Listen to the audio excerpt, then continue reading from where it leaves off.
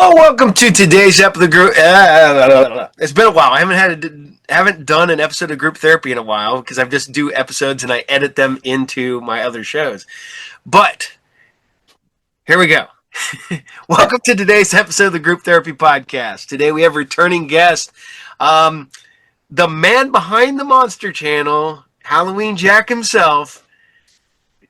Halloween Jack. Hey. To be honest, I get this because there's a weird crossover between horror host and wrestling people. Mm-hmm. We have our gimmicks, and we have our shoot names, and we have our work names. Oh, we have so many names. I mean, wow. Gosh, you feel like you're split personality. You know, I mean, my real name's Evan. And I have Halloween Jack. In wrestling, I was Christian Greed. That was my wrestling name. Yeah, it is. But it's weird. It's like a not a necessary, but it's a crossover that happens a lot. Because I don't know if you remember. I remember I used to be a big fan of Fangoria magazine. Used to read it all the time, and they started talking about wrestling in the letter section. And they were talking about, well, hey, you've got people like Abdullah the Butcher. He's like a horror guy, and stuff like that. And then Fangoria actually started to produce a wrestling magazine for a while because it was at the height of, Hulkamania and everything that was going on. And Fangoria, I forget, I think it was called Ringside Wrestling or something like that. But yeah, there's a natural connection there, I feel. Well, it's funny because, like I said, we're both friends with Hack and Tony. Oh, Tony's, I love Hack. Tony has the 9,000. I told him, I was like, I went to the Hall of Fame for him. I go, you might be the only person busier than I am. Oh my gosh, yeah. He's everybody calls me the hardest working horror host in the business, and I always say no, that's not true. Just because I, work on the Monster Channel all the time, but you got people like Hack. I mean, he's got way more energy than I ever will, even, but yeah, and I'm so happy he got into the Hall of Fame. Oh, yeah, me too. I had, I'm on the committee for the Hall of Fame too, for the Horror Host Hall of Fame. So I had put his name up there, and it was unanimous with everybody. Nice. And he made it in. Yeah. He's Hack Tony. Such a good dude. I know, and I always say that. I'm like, I don't want to ruin your reputation. Yeah, but you don't want to ruin it.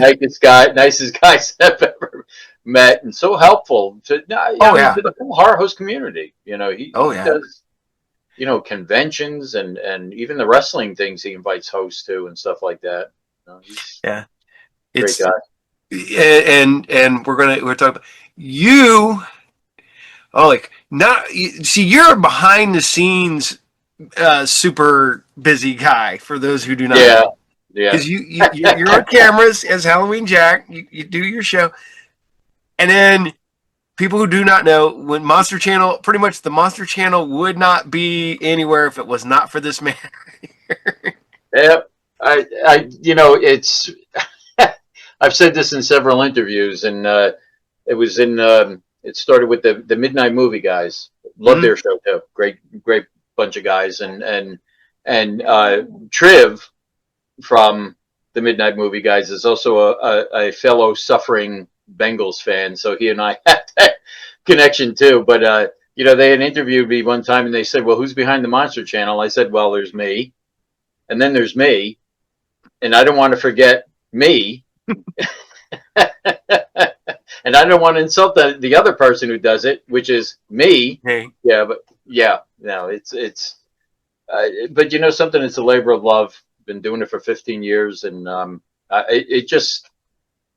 it's so great to bring all the horror hosts out there and people like Hack and everybody. And I think the greatest thing that happened as far as the channel goes is when I hear people that go to conventions together. I mean, Doc Dredd does Monster Bash, and he's there with Renfield from Drac Show, and Drac and Carita are there. And they will say to me, if it wasn't for the Monster Channel and we probably wouldn't have known each other. and we wouldn't have gotten. And that's the best part of it, man. That's what I love to hear. Like Oh when I yeah. see you with Chad and Bunny, or Yep. or Nutty, and that's great.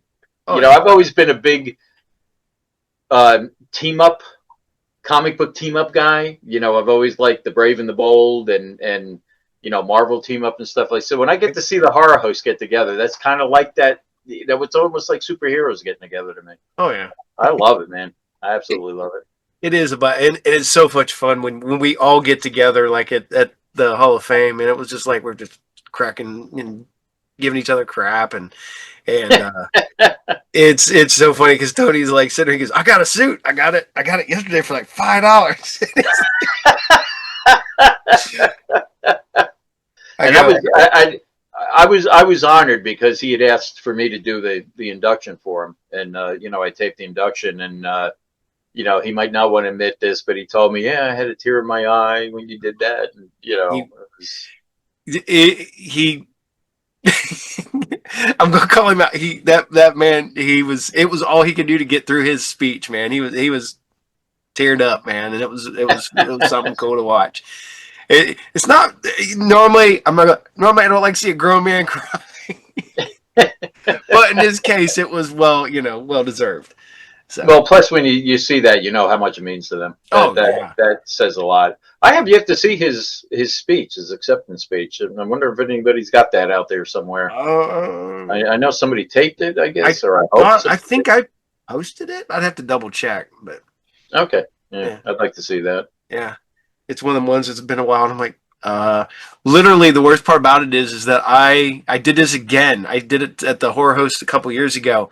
I went all the way down there, visited everybody, went to the Hall of Fame, ran around the floor real quick, talked to all my friends that were there. The filmmakers and the other people that I knew that were there, the dealers. Hopped in the car, hauled ass up here, ran the store for a little bit, then got in my car, drove up to. I went to a concert, and then I did it again this time. And And you calling Hack a busy guy? oh, Jeez, man. and the worst part is we had this is the first time I had ever missed a concert this year for a show that I had tickets for because we got stuck in traffic and couldn't make it. Oh man, what And was the concert? it was a band called Rolling Quartz. They're a all South Korean female metal band. Oh, you know what? I think I've seen them. Yeah, oh yeah, Oh, they're they're amazing. yeah.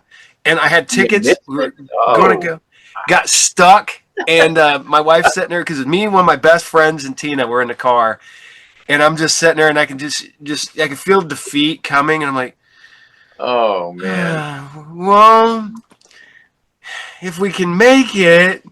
And we're like looking at it, and I'm like, if we get there, it's going to be because they had their stuff. You see their schedule, and it told you exactly when everything was going to hit.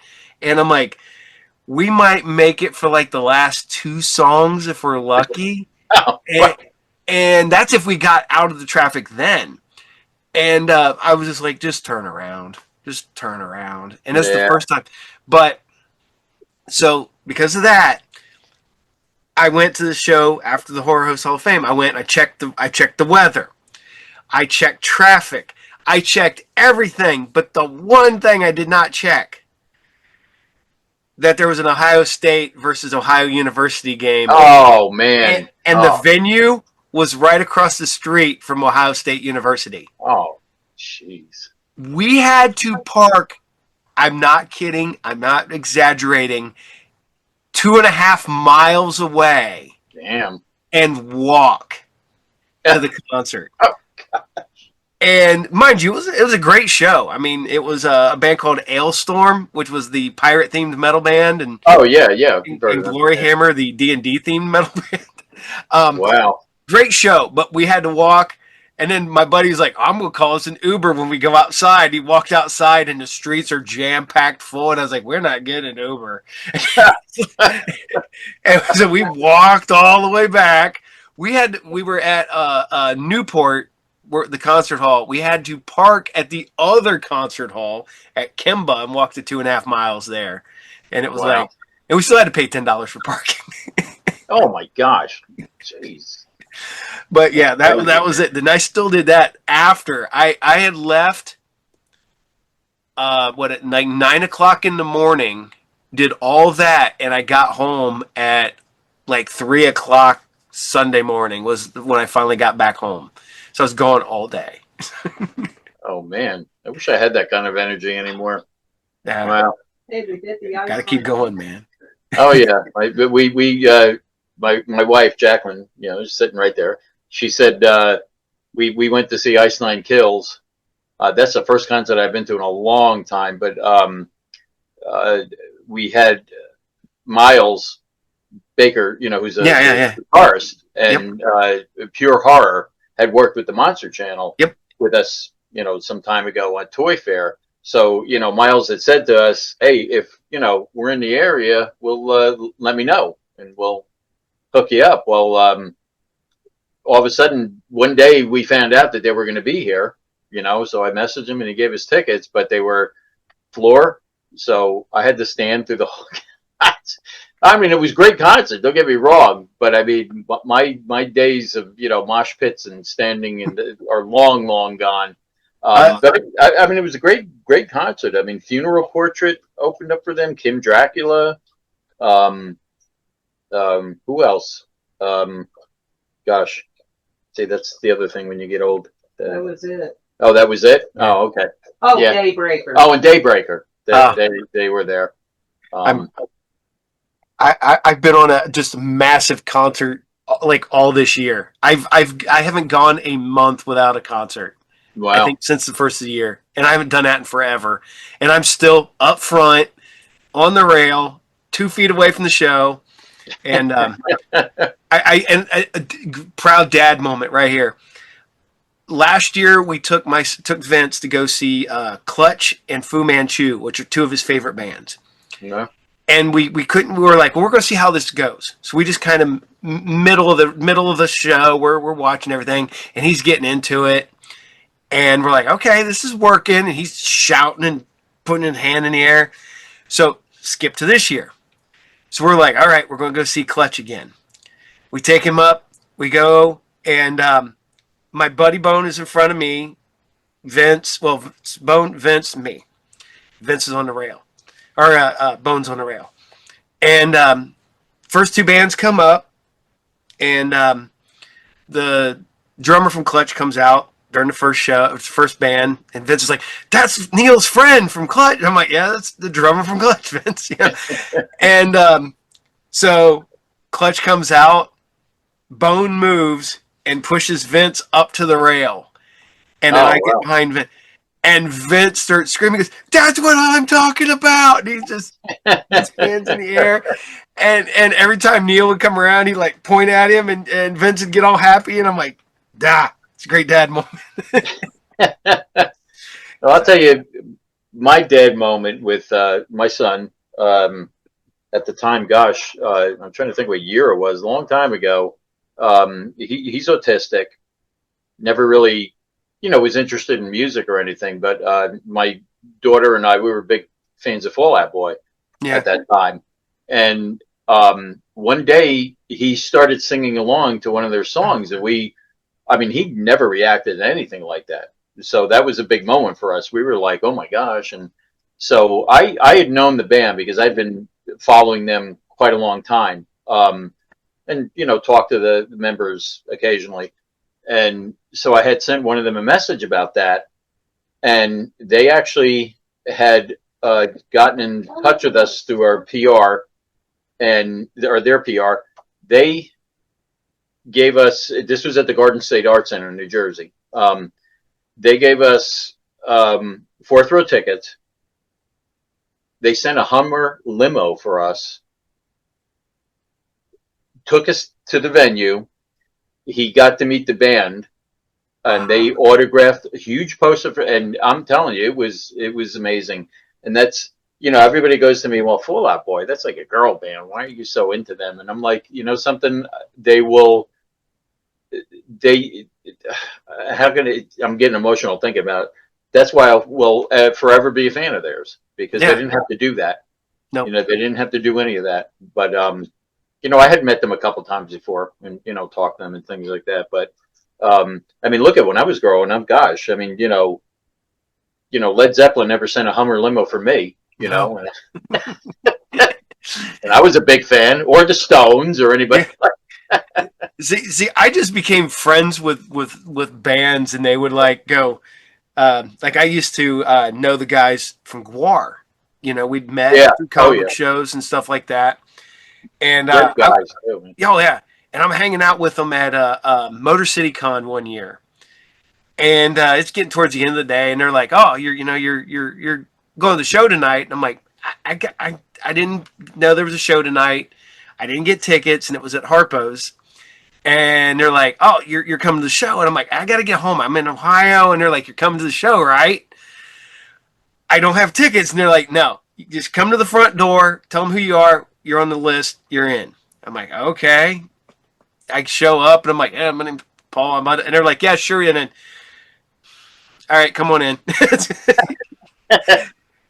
Oh, I the, know, and you know something. Like I said, I mean, you know, we didn't have those kind of experiences when I was young with bands. It was I got older, and my kids, I got them in to stuff like that, or like I said, working with Miles from Ice Nine Kills. I mean, you know, a whole different thing.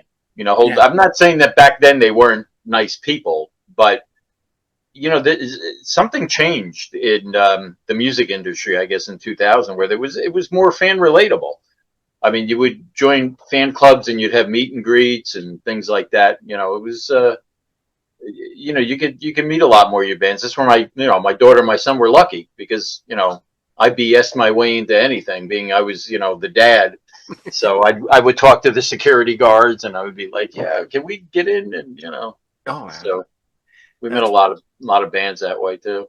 that's cool. That's very cool. See, I was get Miles asked me, and I told him I was like, let me see, and then like literally like the closest show they were playing was I think in 5 hours away up in Michigan, and I'm like, yeah, I think Yeah. I'm. I'll drive 3 hours. That's peak for me. 3 hours as far as I go for shows. Oh yeah. Well, and it was funny because when Miles from Ice Nine Kills, I mean, at the time he made the offer, they were playing in North Carolina, and I was like, you know, I'm in Virginia now, and I was like, well, it's close, but it's not that close, so you know. And it was the weirdest thing. My wife and I were walking through Walmart of all places, and these guys, I think it was a father and a son, or maybe a brother and a son. Was it a father and son? And they were like all in Ice Nine Kills get up, and they had tattoos and they had everything, and they were the ones that told us that they were going to be here. We didn't even know it at the time. Thank God they did, because then that's when I asked Miles. I said, "Hey, does the offer still stand?" He goes, "Oh yeah, you know." And like I said, I mean these, you know, just a big difference, just a bit to me from when I was a concert goer in the 70s and 80s and stuff like that. You couldn't you could wait outside of hotel rooms or a hotel and maybe you'd see these guys, you Yep. know. We used to But wait outside the back door by the bus. So oh they were my coming. gosh. Yep. I mean, see, that's where the big difference was because when my daughter and I and my family were into Fall Out Boy, like I said, it was from their start. I Mm-hmm. mean, and we had followed them for a long time, and they actually knew my family, and we would get in all the time to meet them. And then they took their hiatus, and when they came back, they just blew up. And great for them for their success. But the last time that I saw them with my daughter, we were like, "Hey, let's go around to the back and see if we can get in again." And there was just such a mob scene Mm-hmm. outside the door. We were Oh like, yeah. "Let's just go home." And it's great for them, but it's like your best kept secret, gets told to the world, and all of a sudden they become Oh, really popular, and you oh know yeah. Well, you lose that edge. well, since you're in wrestling, we got to talk.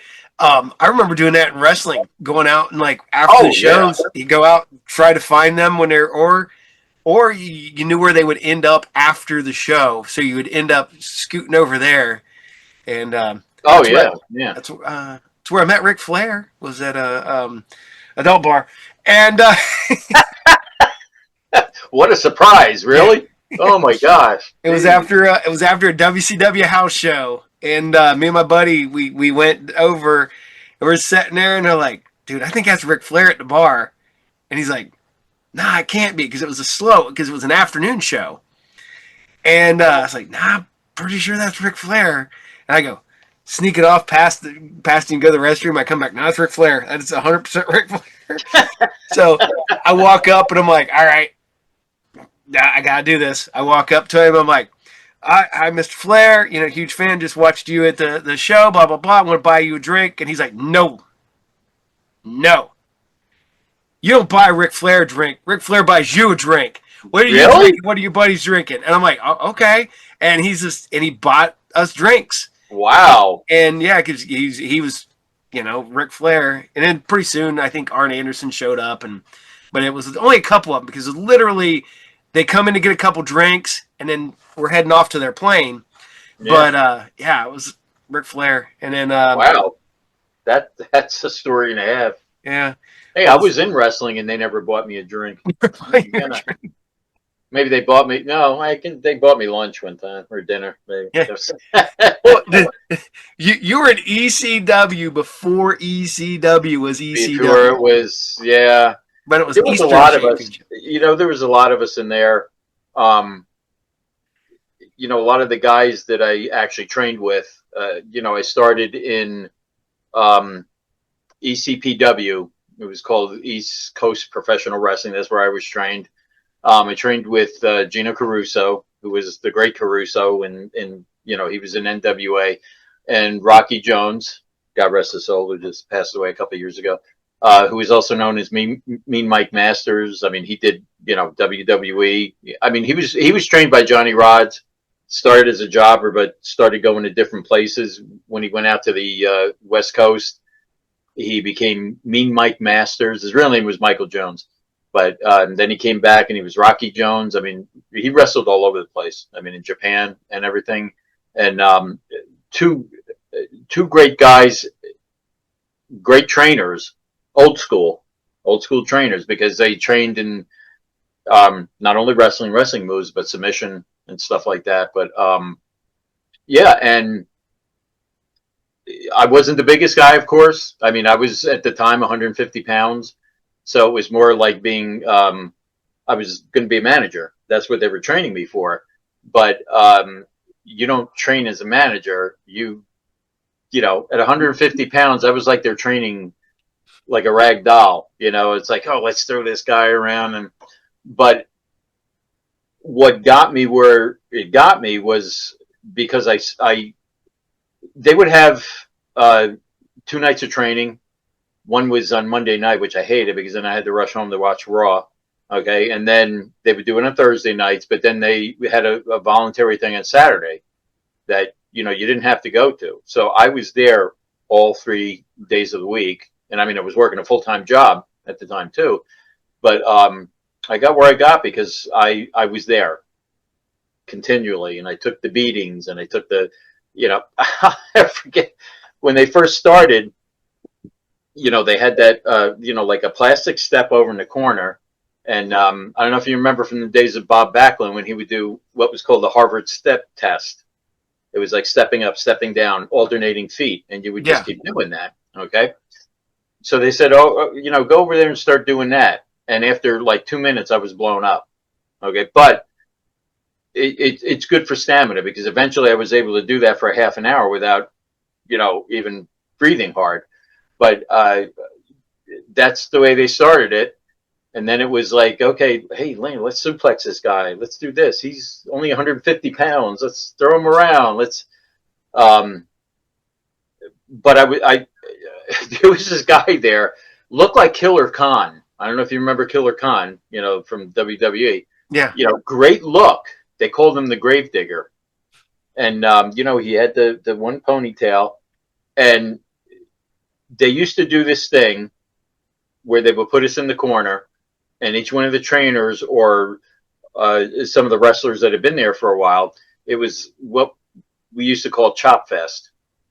They would put you in the corner, and one by one, they would chop you, each guy, each trainer. Then you'd move, The next guy would come in, same thing, and then you got to the back of the line, and you weren't done. You came back. I mean, you were rotated, and I'm telling you, this guy was, geez, I think it was like 350 pounds, all muscle, and he was like, "Oh, no, no, no, no, no, stop! You're hurting me! You're hurting me! You're hurting me!" And he didn't show up the next day or the next time, but I did, and I'm telling you, that's all you had to do. You just had to take it and show up, and it got you places. Yeah. I have some similar. I tried out for Al Snow's school Ah, in when it was, I think it was still in Lima at the time. So it's like 95 ish, 96. I was in my early 20s. I just turned 20. I might have weighed 150 pounds, soaking wet, holding the brick, And but I also was doing martial arts at the time, so I was doing Aikido and Judo at the time, so I knew how submission holds and stuff like that. And I'm walking through there, and I did learn one thing from a friend of mine who had tried out years before that, and he goes, don't eat anything. He goes, it'll make oh you yeah. vomit. Oh, So I please. was like, all right. So all I was doing was I was drinking water all day, to keep my hydrated because it's hotter than hell in there. It was like middle of summer, and so I'm like sitting there watching all these dudes just vomit, and I'd been training, so I had decent cardio. But when they had you doing the Hindu squats, and I'm like, and but I kept going. People are leaving all day. This thing's an all day thing. So just people are just dropping left and right. I'm still there. And they bring this guy in, and I cannot remember his name. And it was like an animal name. It was like the bear or the bull or something like that. This guy's maybe my height now, but he's just as wide as as tall. And he just lifts me straight up and then just drops me. And I just wham, flat backed it, and I'm like, and they're like, get up, and like you're coming back, and I'm like, I chopped up, and I'm like, breathe. I go, I've been in car wrecks, and I did not get the wind knocked out of me as bad as that. I mean, because literally, you're going from what, like 7 foot in the air to the ground, and everybody loves saying how those are not soft. The mat No, is. no, no. You get like what, about a thumb's cushion is about as thick as your thumb if you're lucky, and then it's plywood, and then it's just canvas, and that's if they got that little foam mat, and some people it's just the mat, the and oh man, I was like, all right, I went through everything.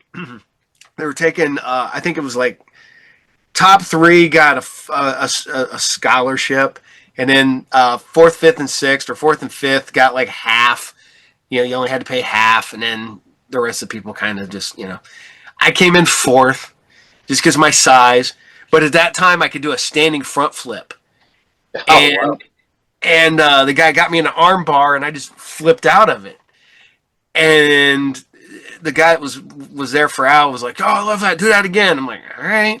Vroom, did it again. He's like, "Can you do that regularly? Can you do it off the top rope?" And I'm like, "I have no clue, dude.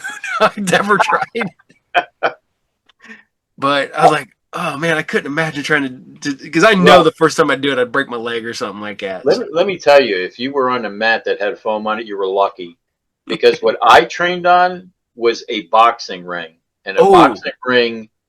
It Let me describe it. It was like hitting concrete that was covered in sandpaper.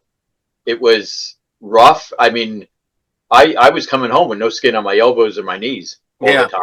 Even when you got elbow pads and everything, if it slipped and yeah, it was rough. But I mean, I remember doing some indie shows, and when you hit their mat, I was like, oh my gosh, this is so nice. it's like a cushion. It's like a pillow.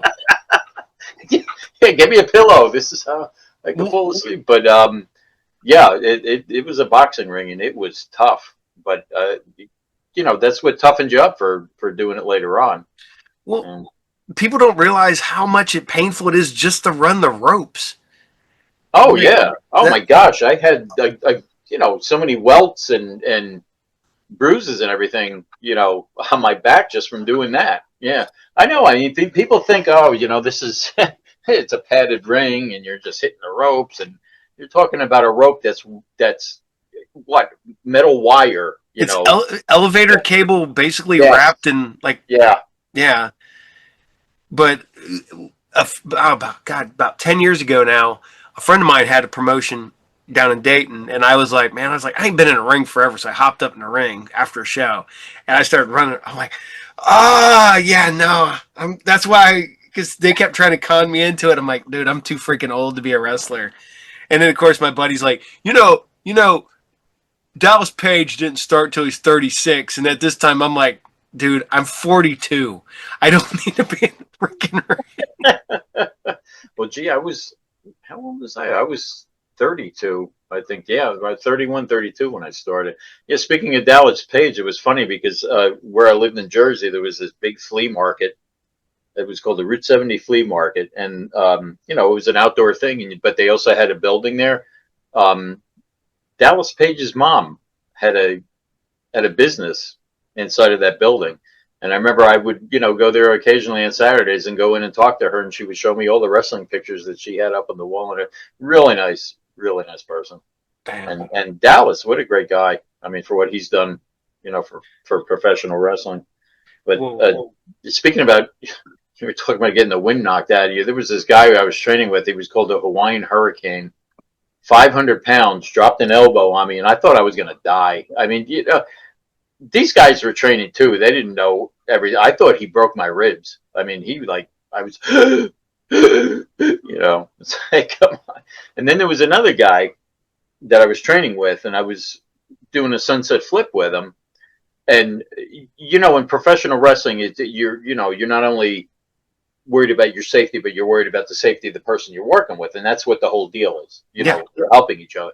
And if you hurt somebody, you really feel like crap, that you did something wrong. Well, I did a sunset flip, and I came across the bridge of his nose with my tailbone, and I thought I broke his nose. And I mean, that was like the last day of training. So, for the whole week, I was like beating myself up, like, oh my gosh, did I do this to this guy? Did I do this to this guy? Well, the trainer said, okay, let's recreate this and see, what you're doing. Don't go through the whole thing. Well, it turned out when I was doing the sunset flip, when he was grabbing me, on the inner thighs, he actually pulled me down on his face. So it was actually his fault. And I was like, oh, because you don't want to hurt anybody. No. I mean, that's, not intentionally. No. No. I mean, you do want to kind of hurt him, but I mean, every once in a while, you're just like, you need a receipt. We're going to. Oh, yeah. Oh, yeah. I got a couple receipts. Yeah. I got a couple Idahos, here or there. Because I did it first, but not on purpose. But if you don't, but you don't do it on purpose, but you get that receipt, then you're going to be very careful the next time you do that move. Matter of fact, I think it was Rocky Jones when, we had a big match at the school that I was training at, and they decided to let me win the battle royal, and I was facing the ECPW champion, which was Rocky Jones, and I went up on the rope and came off with a fist, and I really smacked him on the side of the face, and I heard him say to the other trainer, "Oh yeah," he goes, "Evan gave me an Idaho. What are we gonna do about this?" And I'm telling you, you're like, oh crap, what No, but he was good about it. No, he was funny. Again, great guy. God rest his soul. He was such a great trainer.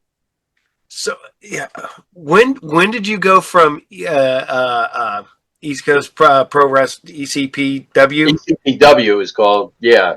When did you go there to ECW? Because a lot of the guys that were in the school were working with ECW at the time. Because, like I said, remember, this wasn't Extreme yet. That was Todd. This is still under Todd Gordon. Yes, and it was East Coast.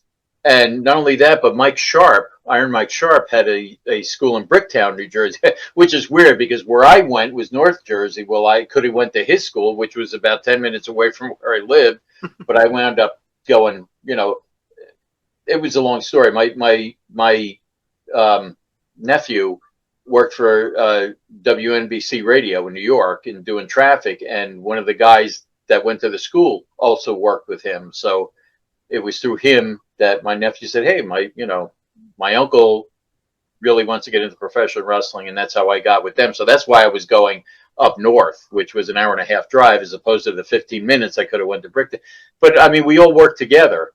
I remember doing cross promotion with them, but a few of them had worked with ECW, and I said again, this is my recommendation to anybody who wants to get into this business. Just, I mean, from what you've told me, it's perseverance. Yeah. It's showing up all the time. It's taking the beatings, not complaining, and then just coming back. So they were giving me a lot of opportunities. And one of them was we did the Special Olympics, and Sylvester Stallone's mother was there doing that. And I'm telling you, what a great time that was, because we, got to hang out with her. We got pictures taken, and we were letting some of the kids, I'll never forget, there's this one big tall kid, and they're like, "Let him slam you."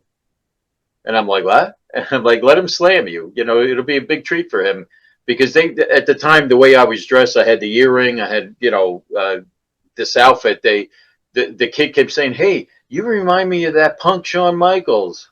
So then the guys were like, the trainer's like, "Yeah, go ahead, let him slam you." And he did pretty good, slam me on the grass. But I'm telling you, it was all the stuff like that.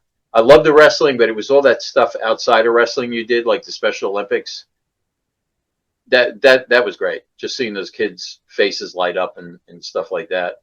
And for those who do not know, Stallone's mom was the heel manager for the bad girls on Glow. Yep. So, yes. I know. I was shocked she was there. I was like, "Oh wow," and that was cool. Now I forget where I was going with. Oh, ECW. Yeah. Like I said, I mean, those guys were there, and because of the perseverance, they're like, "Hey, why don't you come in and do a couple things?" I mean, I actually got to referee British Bulldog and Jimmy Snuka. That was like the best match I did. I did a lot of little things too, but I mean, that was a great opportunity. But then when it turned to Extreme, everybody bailed. I don't know. I mean, it was, we knew about a lot of stuff that went on in Japan, a lot of hardcore stuff. Mm-hmm.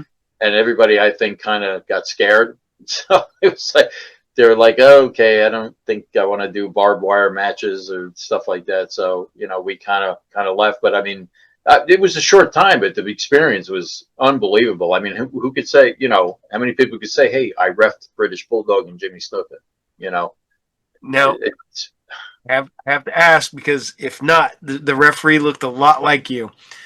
I was watching the Dark Side of the Ring, Sandman. And it was when it was still Eastern Championship Wrestling, when he came out with the boogie board and the surfboard. Yeah. Yeah. And the referee in the ring for that match looked like you. And I was like, what is that? It might have been. It could have been. I don't know. I think you told me about that, and I looked back on it, and see, it was weird. I got to actually manage him one night, just for one night. Because I forget what happened, because he was managed by his wife Peaches at that time. And I forget what happened. And I wish I have the picture of me with him with the ECW belt. And it was really weird. I had forgotten about that picture for a long time. And then I think it was like a couple of years ago, that picture suddenly popped up on a wrestling site. And they were saying, I forget the name, they were saying that I was the person that created the ECW belt. Like I was the person who made the belt. I was like, number one, who had that picture?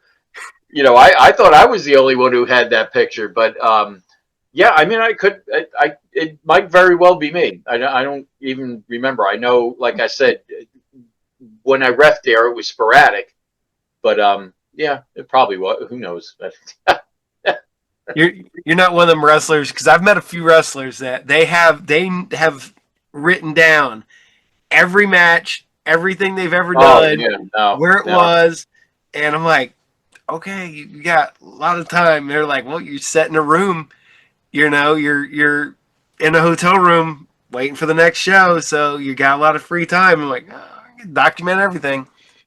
So, No, I wish I did. As a matter of fact, I mean, I had a lot of stuff on tape that I have no idea where it went.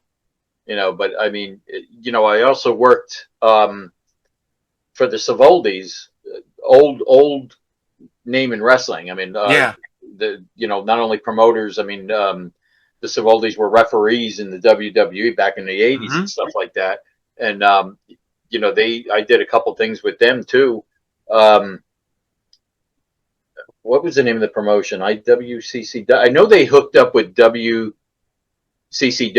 eventually, and their name expanded. But I think at the time they were ICW, and then they became IWCCW or something like that. And they gave me a lot of great opportunities too. I mean,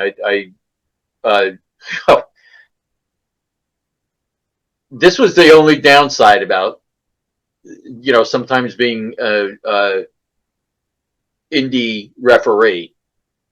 When you go to these other shows, they have multiple referees during a show. Well, when I did stuff for them, I was the only referee for like the whole 3 hour show. So I had to know everything that was happening for the first 3 hours. Then during intermission, say, okay, what's happening next?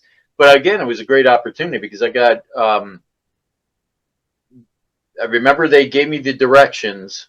I lived in South Jersey at the time. They gave me the directions and they said, we're doing a show at Fernwood in, I didn't know it was in the Poconos at the time. It was Fernwood at States, it was called.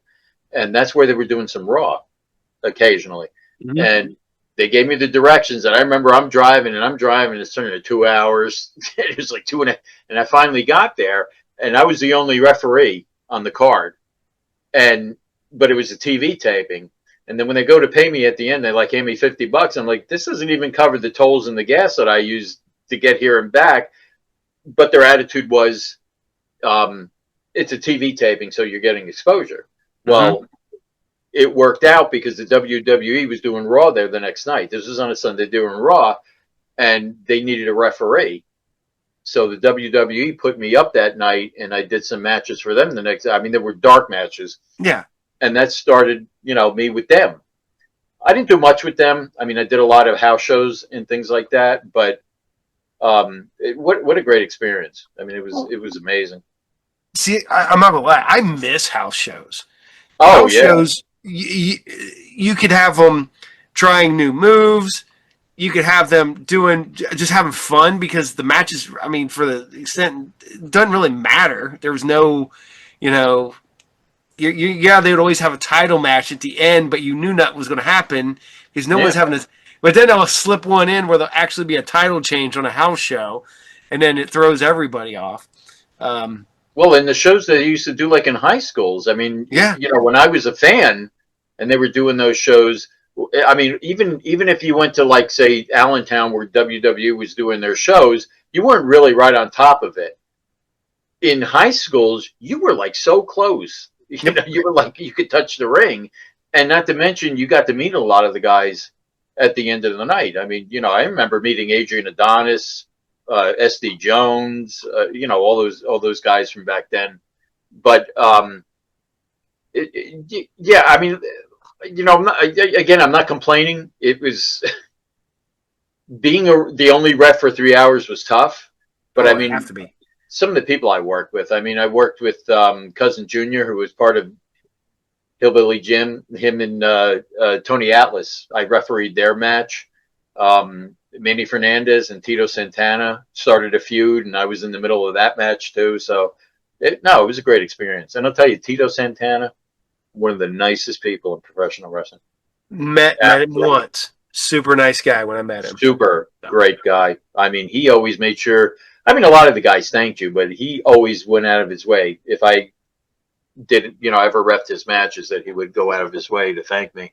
Super guy. oh yeah. Manny The, Fernandez. I'm not gonna say. was it? Was Good it? guy. Good guy. No, Yeah.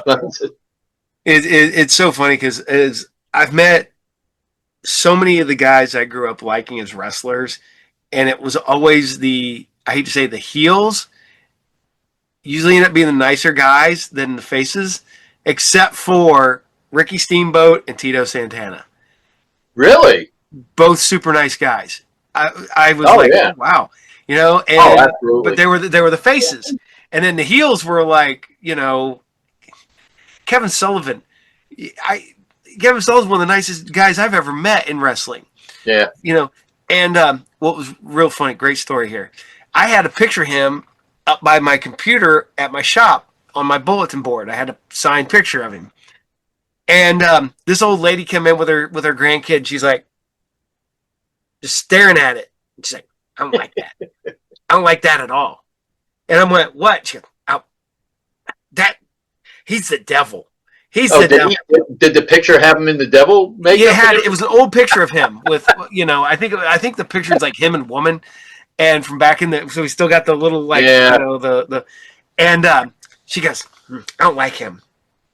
I remember him back in the day. I don't, you know, she didn't say back in the day, but she's like, back a long time ago. I don't like him. So skip a few months, and he's at a show down in Dayton, and I'm sitting there talking to him, and I'm telling him, I'm like, hey, this old lady, she comes, she freaks out every time she sees your pictures by my, you know, my cash register at the shop, and he goes, oh, tell her that Kevin loves her, and so, you know, I'm like, all right, I have to do this now. So skip a little while, this lady comes back in with her grandson, or you know, whatever. And I'm sitting there, and she just keeps looking at that again. I'm like, oh, I talked to Kevin the other day, and she's just like, what? I'm like, oh, I've met Kevin Sullivan a few times. You know, that's where I got the picture. And she's like, and I go, I told Kevin about you. So then I was like, Kevin says he loves you. Oh no, nope, nope, nope, nope. I don't like that at all. And she starts shaking her head. I look, and Wow. then I met it. Then when I ran into him the next time, I told him about it, and he goes, they don't even understand. He goes, I'm a religious man. I go to church. He goes, that's Yeah, just the I mean, they don't character I get it. play. Yeah. And he goes, I guess I did a good job. I was like, yes, you did. I And know. I mean, that's some people don't realize too. I mean, wrestlers have talked about it, about how dangerous it could be at times. mm-hmm. I think it was Jesse Ventura that said that somebody had brought a BB gun or something to a show, and he, almost shot him in the eye, and people actually had razor blades when they were coming down the aisles and doing stuff.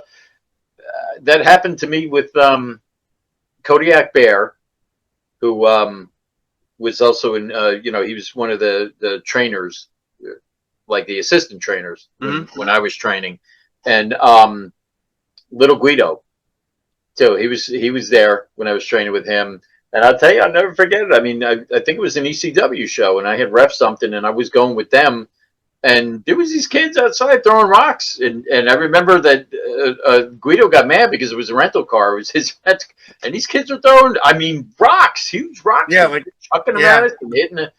I mean, it's how into it everybody gets. the, Yeah. that's like well, the not the dark side. What was it Tales of the Territories on Vice, and they were talking about I think it was Jerry Lawler. He goes, yeah, he goes, this guy's sitting there staring at me, and he's like, you know, doing one of these numbers, and Jerry's in his car, and he's like, all right, you don't get out of the way, I'm gonna run you over. And this guy picks up a rock, and he's like, all right, Oh and yeah. he guns it. He's like, blah blah blah blah blah blah blah blah. Realize he's got four flat tires.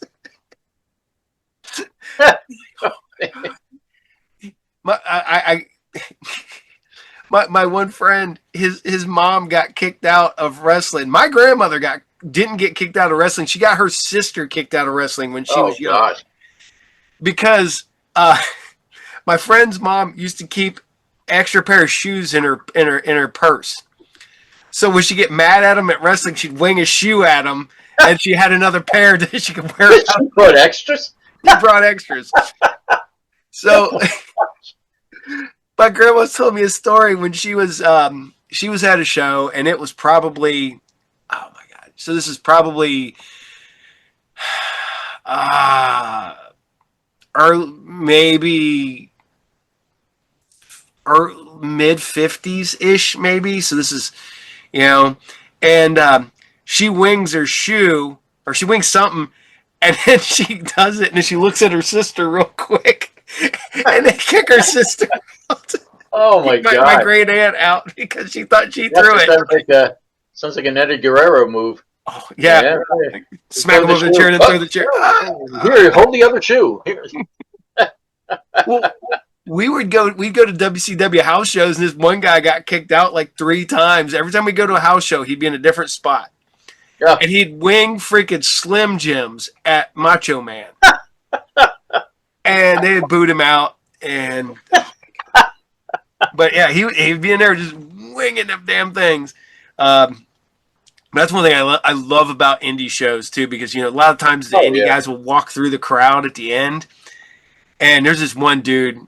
I want to say his name was Brad, little wormy dude, and he knew no one could touch him, because and he's just sitting there just yelling at this one dude. He's like, "Kyle, you son of you blah, blah, blah." And Kyle's walking away, walking away, walking away, and all of a sudden he says something. Because I'm Kyle's walking towards me, and Brad's behind him, and he's walking towards where you would go into the back area.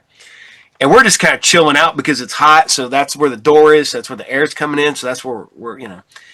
And Kyle's walking, Brad's mouthing off to him. And he says something. I missed what he said, but it like triggered him. All of a sudden, Kyle's just, and he turns around, and oh my God, I've never seen somebody just go white and then run. So, and then Kyle turns around, he's got a smile on his face, and he continues to walk to the back door.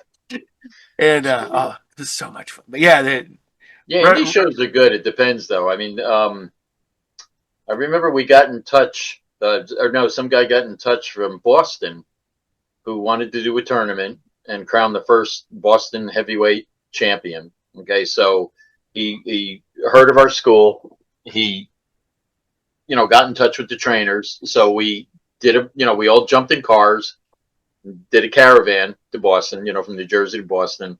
And I was fortunate, like I said, because I was there all the time. They gave me the opportunity. So the trainers rode with me in my car, and I was the only person that got gas money because all the other wrestlers were in the other cars, and they were like, "Oh no, you can." So, gosh, maybe I shouldn't mention his name. I don't want to get in trouble here. He was a guy that was a high flyer. Eventually, wound up doing work in WWE when they were doing like the light heavyweight tournament, but then he wound up in WCW as a whole totally different character. Anyway, I'll never forget. We get there, and it's like this. I don't know this. I wouldn't say it was an abandoned building, but it was like some kind of warehouse. So we walk upstairs, a couple flight of stairs, and we're looking around, and one of the guys goes, "Where's the ring?" And he goes, "Oh, wait, there were columns, metal columns." He took yellow rope, tied it around the columns, 3 rows, and then just put mats on the floor. And I'll never forget this high flyer guy. He was like, "Oh my God, this is the end of my career. This is going to be the end of my career." He goes, "I can't believe I'm doing this." He goes, "I'm a high flyer. What am I supposed to do with this yellow rope?" It was just yellow rope. It wasn't, there's no bounce or nothing. Yeah. So we made it work. Yeah, he was funny. I don't know if I should say this. He was like, yeah, he's like, my girlfriend said if I stayed home, she promised that she would give me my first oral sex, Yeah. And he goes, and I gave that up for there. This is going to be the end of my career. This is going to be the end of my career. And so we had a tournament, and I wound up fighting Gino, who was the trainer. And the guy that was doing the refereeing, he was like, I don't know, this broken down boxing referee or something that this guy hired. And he was such a pain in the ass because it was like everything. I was the heel, okay, in this tournament, and everything I did, he kept backing me up into the ropes. I mean, annoying as hell. Yeah, because I couldn't do anything. It's like every time I moved, he pushed me back and he's like, no, and I'm whispering to him like, dude, get the hell out of my way so I can do this match. So Poetic Justice, Gino Caruso's finishing move was, the airplane spin. Mm-hmm. So to quote Gino, he picked me up, did the airplane spin, threw me down on the ground, and went to cover me. And he goes, the next thing he knows, the referee's laying on the ground. When he went to pick me up, I kicked the guy in the nuts. And Gino's like, my God, I go to look, you're laying on the ground and he's laying on it. I was like, good. Thank God you did that, because A it's like legit ref bump, a real one. he was such a pain in the neck. But I'm telling you, the other guy, the friend, I'm telling you, he was cracking me up. He's like, oh, this is going to be the end of my career. This is like the lowest point in my. And no, he went on to do a lot for. He did, like I said, did stuff for WWE, did stuff for, made his mark in ECW. Does his initials are J and an L?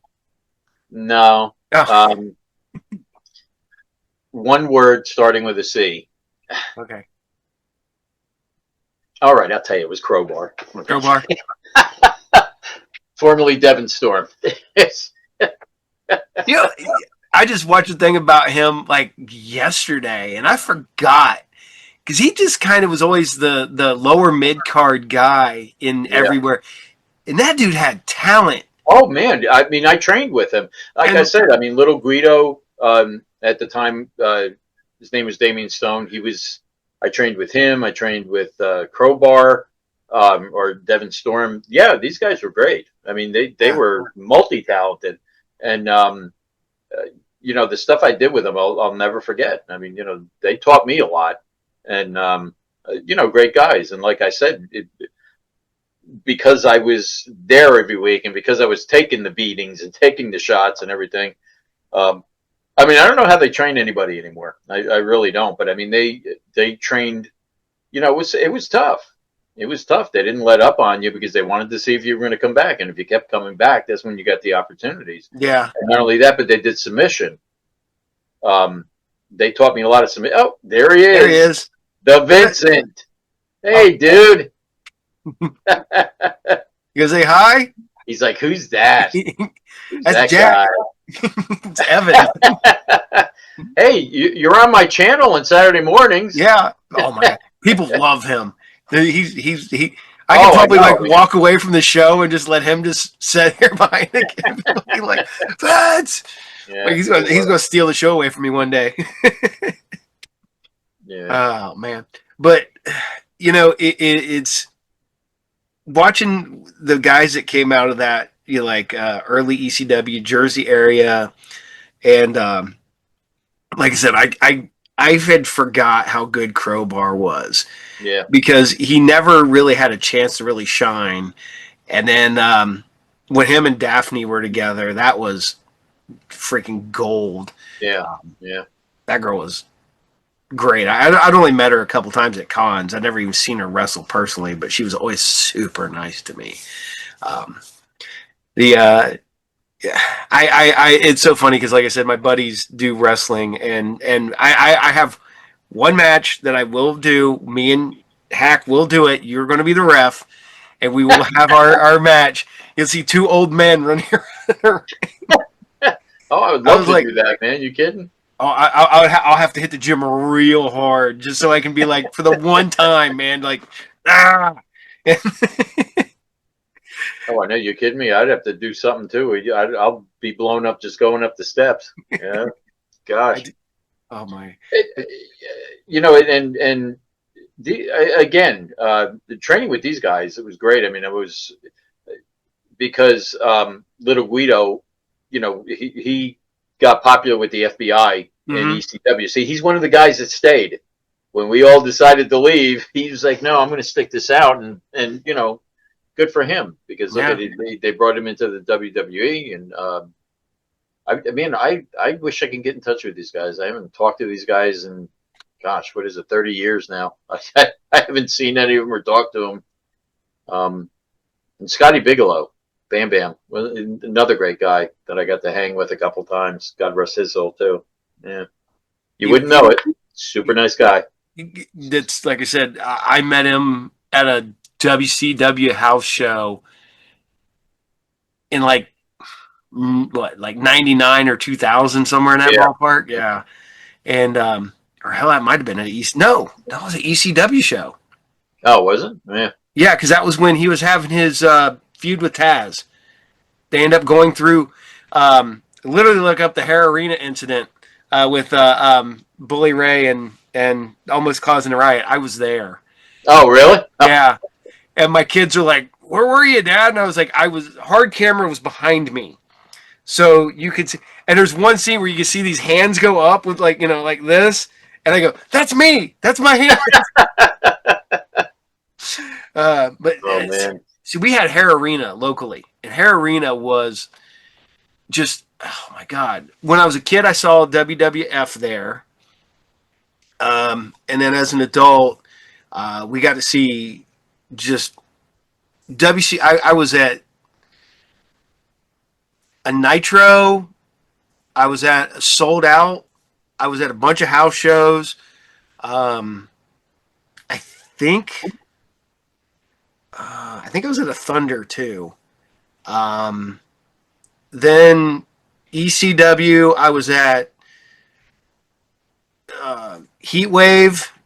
I think 98 and 99, maybe. And then one that was called Hardcore Halloween, which I think was just a glorified house show. And then one of the early episodes when they were on TNN was at that. I'm trying to think what other wrestling I seen there. I think I seen one Impact taping there, but that might be wrong because there was Hobart Arena too. I saw Impact and WCW there, and then Nutter Center, which is down the road, and I saw AEW and WWE down there, and back when you could still get, I'd wait till last minute, day of, like 4 hours before the show, and then get my ticket. So you get like a ticket for like $11. Oh, yeah. Gosh, my big thing was at the time called the Philadelphia Spectrum. That's where I used to go. I mean, I went to the Garden a few times. The Spectrum was closer to me, and you're talking like 82 to 87. I used to go to actually before I got into it, and it's funny. I mean, I got to look back and see. I got on TV a couple times in the audience for the Spectre matches because what I used to do, everybody would get a sign, white sign, magic marker. Yep. So I'm like, oh, to make it stand out, I would block off the letters with tape, spray the sign red. So it was white lettering on red, and that always stood out. And they would always put me on TV. Not always, but I think there was like 3 shows where I was on TV. And it was funny because that's in 87, speaking of Bam Bam, when he had just started, he would do that slingshot over the rope. Yep. So I remember I made a sign and I called it the Bam Bam Slam. So I was holding that up, and who was the announcer at the time? That really young guy. Anyway, he said at the end of the match, he goes, they put him away with the Bam Bam Slam. Now, at that time, I was friends with Gary Capetta, who was the ring announcer for a lot of the WWE shows. He actually, I worked in a bookstore, and he used to come in there all the time. That was a whole nother story. And he wound up at WCW eventually. But I remember hearing the story that the Bam Bam Slam was used by Terry Gordy.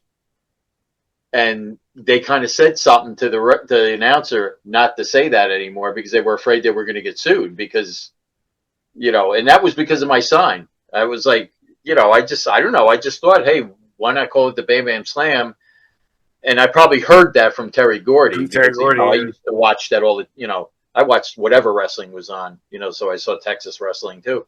And, I heard later on that they said they kind of admonished him. They said, no, don't say that. That's Terry Gordy's finishing move, and we might get in trouble, That's something that always bothered me, that the Freebirds were brought in to WWE at that time period when it was all about the rock and wrestling thing. And I thought they fit that so well. And they never did anything. I think I saw them on a house show one time, or no, it was at the Garden where the 3 of them went up against like 3 jobbers. I think it was like Johnny Rods or 2 other guys. Yeah. and they like disappeared. I mean, I know Michael Hayes wound up working for them, but I always Well, if you go by I think it's Dark Side of the Ring, it's because they showed up to matches drunk, probably. and they were like, "You can't do that. You Yeah, can't, yeah." And they I they don't were like, know. because they wouldn't stop partying, they wouldn't stop being a Freebird. So Yeah, yeah, that's a shame. it's Who knows what could one have of my been? favorite tag teams of all Oh time is yeah, the Freebirds. Yeah. So and I Terry was huge. I liked him when he was in Japan. I followed some of his stuff in Japan, and because him and Doctor Death were a tag team over there, yeah, yeah. Oh, and like the Ultra Violent Connection or something like that. And these two big old hoss white guys just destroying these, you know, normal sized, smaller Asian guys. So they put them over as these ginormous Gaijin freaking uh, from America. Same with Stan Hansen and Vader and all those oh yeah. guys. Gosh. Oh, the Japanese fans ate that up. All the American wrestlers like that. You know? I always loved telling the story, and I actually ended up getting to talk to this guy about it. I go to anime. I used to go to anime. I still do go to anime conventions, but there for a long time, man. We're walking around. I got my leather coat on, got my hat on, got my beard and stuff, and this is when I really kind of still had a dark beard, and it was starting to grow out. Um, these Japanese kids kept always wanting to get a picture taken with me, and I'm like, all right, whatever. So I just like pose and take a picture with these kids and stuff, and never thought really much about it. I'm like, okay, I'll probably look weird compared to what they're dealing with in Japan. So I just kind of blew it Yeah. off. So after, I don't know, as my cat just knocked a bunch of stuff off, after 2 or 3 years of this, finally, I'm at the end. We're getting ready to walk out. Guys are like, hey, picture. And I'm like, okay. I was like, can I ask you a question? And he's like, yeah. And I was like, why do you want your picture taken with me? And they're like, you're Masuda. And I'm like, no. They thought I was a wrestler. They thought I was this hardcore guy over in Japan. So I found the guy. This is, found him on YouTube. Found him like, okay, we kind of, we both had a beard. We both wore leather jackets. I mean, I think he's like 6 foot something. I'm 5'9", and so I'm like, all right, whatever. So skip bunch of years. I'm at a show, run into Masuda. And so I'm like sitting there going, hey man, I was like, this is what happened. And there was people, and he's like, yeah, he goes, they think we all look the same over there. He goes, so they think all white people look the same. I'm like, dude, it's like we do not look the same. He's like, no, we don't, but to them we do. So, and there for a while, I had a picture of me and him, and I like, see, we're not the same person. And That was like one time, and I did not, just to get off wrestling for a second. When I was dressed as Halloween Jack, I just go to the Chiller convention, twice a year in Jersey. And one time I was there with a fellow horror host, so I was taking pictures with Fred Hinsman, from the main zombie from Night of the Living Dead. yeah, Bill Hinsman, yeah. Bill Hinsman, yeah. And I walked out of the room, and then I'm walking down the hall, and I see the other horror host I'm with talking with some woman. So he comes to me, and he goes, "Yeah, that woman is convinced that you're Kid Rock in a Halloween costume." And she followed me all around, and I could not believe I couldn't convince her that I wasn't. She was so sure that I was Kid Rock in a Halloween costume. It's those things are, you know what I'm saying. Oh yeah. Just like the story you're telling. Oh yeah. I thought it was funny. But What's funny now is that is now because of the Monster Channel and the YouTube stuff and whatnot, I get people like, oh, you're the captain, or I just saw you on YouTube. I'm like, cool, thank you. and I'm telling you, that's what I love. Like I said about the Monster Channel. Oh yeah. Going back to meeting people. I used to go to Horror Hound when I was running the Horror Host Hall of Fame at the time, and one of the best people that I met there was Tugboat. Fred Ottman. Fred Hopman. and he had a Shockmaster, and I know, and I was kind of trepidatious because um, there was a show on when they had the WWE network. There was a show, the Legends of Wrestling, where they had the panel, Yeah. and I swear I loved that story of Dusty Rhodes telling that whole thing about it. Every time I watched it, I would crack up listening to Dusty because he was, like I said, he was laughing so hard he couldn't breathe and everything about it. And I was kind of trepidatious to say anything to him about that. And no, I asked him, and he lit up, and Oh he yeah. was cool about telling the story and everything like that. That he was a super super nice guy. I I, mean, that is great a guy. that is a guy I've never heard the first bad thing about. No, Yeah. no. So But yeah, like you say, sometimes you don't, you're like, oh, should I bring this up? And no, he sat there and talked to me, and I forget what the other horror host was I was there with, talking about that, and he was laughing, and I'm telling you, if you, you look it up, the what was it, WWE Legends of Wrestling, and yeah. they would take stories or people every week. And I'm telling you, every time Dusty Rhodes told that story, it cracked me up.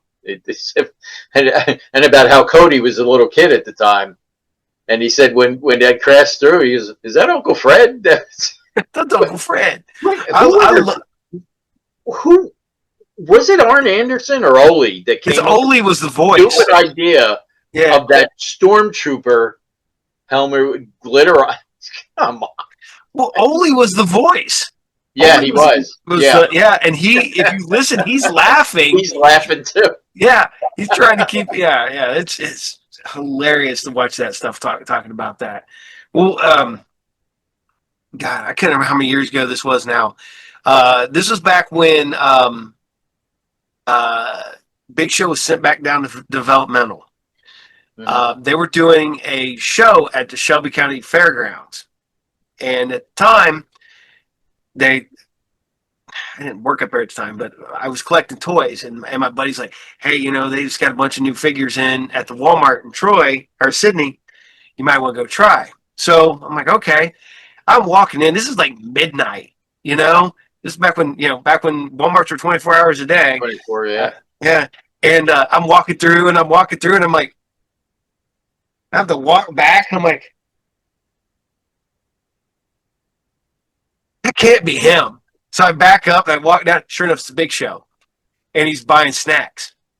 And Oh, wow.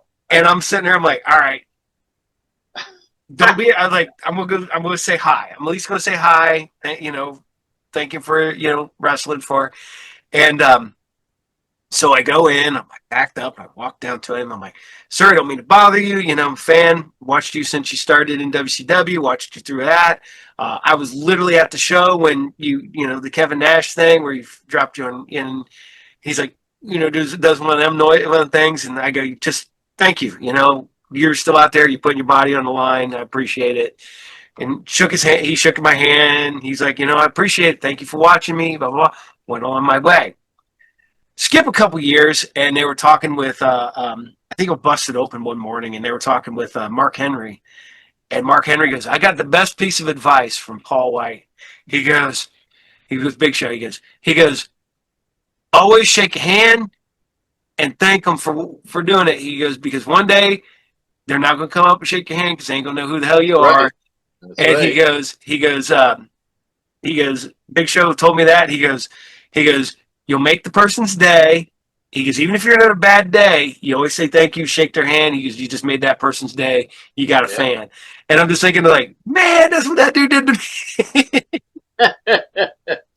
He Well, was just blowing me off, but in the nicest way possible. So I'm like, yeah, that's sweet. So, it was John Wayne who said when they stop asking for your autograph, that's when you're in trouble. yep. And Oh, yeah. that's the truth. I mean, these guys, like I said, I mean, I don't think I've ever met. I mean, I met some wrestlers that I thought were, little shady, if you know what I mean. But I mean, for the most part, anybody that I met before and then after, and then when I saw them interacting with the fans, I mean, they all thought that they appreciated, the fans. Because let's face it, if they didn't have the fans, they wouldn't be anybody. Oh man, I've when I was a kid, I met Hulk Hogan, and that was the biggest disappointment I think I've ever Really? experienced. Yeah, Wow. not a good moment. Just I'm good, Hulk Hogan. And then you realize that it was all fake, and he was never really that good of a guy, and it's like, Yeah. oh, so I just saw his real self there that one time. So, uh, Hey, well, it's like that in horror hosting too. Let me tell you. you Yeah, know, for the most part, everybody is cool. Yeah, you know, but well, we try. I mean, I get, I've had some people contact me because I know not outside the Monster Channel and stuff like that. Um, there's people who will, I don't know, I won't say no name, but will actively sabotage other people because you might take a view from them or whatever. And I'm like, dude, it's not that damn important to me. I have fun doing this. I like it. I like getting my stuff out there to people. But if I'm in your head to cause you to have that much of a problem that you got to go do stuff, maybe you need to worry about it first, not me. So, well, gee, if you want to talk about that, we could do a whole nother show. for next time, 26 years in this business, I could say some stuff, but and I know that there's, I get there's personal animosity between some hosts and other hosts just because of things that might have happened in the past, or maybe they were a couple at one, something like that. I don't know the stories. Don't want to know. If I get along with both the parties, I get along with both parties. If I don't get along with both parties, I only get along with one. It is what it is. But I get along with pretty much everybody. I don't want to fight with anybody. It's yeah, you know, I do too. Except, I mean, and I always said this: if you want to get people pissed off at you, run a channel. And my friends always used to say that to me. They were like, "You're the only person I know that could stand in an empty room by themselves and still get in trouble." It's just, I don't know. I just wind up getting in the midst of things that I don't get myself involved in. I mean, but for the most part, everybody gets along. I yeah, mean, no, yeah. horror hosting is a great thing, It and is fun, and I'm like the cousin of the horror host because I'm the cartoon slash sci-fi slash anime host that occasionally is a horror host. So hey, well, let me tell you, you do a great job. I mean, I thank you. your show's on different times in the morning only because going from noon up, depending how long your Yeah. show is. But I'll tell you, you'd be surprised. I go in there and there's people in chat and they're like, "Oh my gosh, this is just like when they used to wake up at 6:30, 7 o'clock in the morning and watch cartoons." I Yep. mean, it's a That's what I shame went that for. it stopped. I mean, that Yeah. was such a big. Oh my gosh! I mean, when I was a kid, that was it. That was Oh, it. yeah. I mean, it didn't matter what time it was. I mean, I used to get up at 6 o'clock. I mean, and at that time, sometimes they used to have what they call sunrise sermonette, which was like it was like a sermon. Yeah. And, but then, you'd sit through that, and then they had the farm report, and you Yep. sit through that, and then all of a sudden, 7 o'clock, here you go, Scooby Doo. Gosh, Spider Man, fantastic for all those when I was a Oh kid. yeah. Oh It, man, that's what I love because I've told this story on my show before, but I wasn't even watching the cartoons that were on at the time, but I got to watch the last Saturday morning cartoon lineup, which was on Vortex on the WB. It was like Yu-Gi-Oh, Sonic the Hedgehog, I think Beyblade and something else. But I literally watched it with my kids just because I like this is something that will never happen again. I know. And then I'm like, I have all these stacks of DVDs and VHSs and stuff. And I'm like, I always kept doing. I'm like, man, I want a horror host, but there's so many better horror hosts than me than I could do. So everybody's like, do something you like. And Brassfield goes, he looked at me and he goes, do it. And what's the worst thing to do? Make you take it down? And I was like, okay. and I just started putting it together. And literally, the first episode I put together, I get a NBC said no, and it was like, all right, trim that out, put it back together, and showed that. It was like 3 cartoons, and then it went to 4 cartoons, and it went to 5 cartoons, and it went to 7, and now I do almost 8 hours every Saturday morning, Wow. and I do the cartoons, and then at a certain point, I break it, which was about noonish, and then I do like the stuff that came after. So I do Ultraman. Right now, I'm doing Ultraman, Oh some wow. wrestling, and then educational. I do Beekman's World at the very, very Oh wow. Yeah, see, that was the thing back then. You know, it was like yeah. cartoons all morning, and then at noon, wrestling would come on. Yep. You know, in various channels and things like that. And And you know, I wish.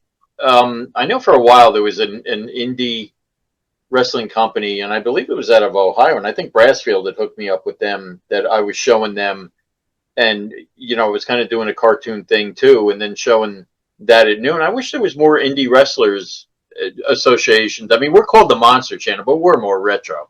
I yeah, mean, we have kung fu on there. We have mystery movies. We have all kinds of things. I wish I could get back into. I wish there was an indie wrestler show that you know I could get back on there because I, that kind of was a lot of fun. You know, I do know some people, so I might be able to. oh, that'd be great. I mean, I know. I mean, I don't want to name names. But there was this one that I was running for a while, and then I kept asking for episodes, and they kind of trailed off. So I don't know what Well, happened. the Brassfield is working for my friend's promotion, and I know that basically they did not survive the pandemic. No, maybe that's who it was because I They think it might have been him that got me in yeah touch with. Him. Yeah. they did really well. They had just moved to a new location. Then the pandemic hit, and then they had to basically close up. A lot of them guys went off. They've just some of them guys have reformed a new promotion that's like 20 minutes away from where it was. Yeah. So, uh, I know you know, it's funny too because when I had my show on cable access, there was a show that was doing wrestling, and they were doing backyard wrestling. And you know, when I was there editing one day, I said, "Well, is it okay? Let me pop in one of their tapes and see what it was." Now, at that time, of course, everybody frowned on it because everybody was. It was just about you know hitting each other with chairs and neon tubes and you know mhm. crap like that. So I started looking at these guys, and they actually had characters and storylines, and it intrigued me. So I got in touch with them, and they got all nervous because they knew I had been in the wrestling business before. But then I helped train them, and then they went on to do a fairly big promotion. Matter of fact, the one guy at the time he was a kid, you know, who was running it, is doing very well. I mean, he's got a lot of people involved. I mean, like Shane Douglas. I mean, Tito. You know, he worked with them. So I went to, you know, I got back together with them in Jersey at one point, and Steve Carino was working for them, and it was funny because when I was helping them train, this one kid out of nowhere did an elbow drop and dislocated, you know, and I told them, don't ever do anything if anybody knows you're not going to do it. Don't, he just came out of nowhere. I mean, I think I was training somebody else and he wasn't even involved.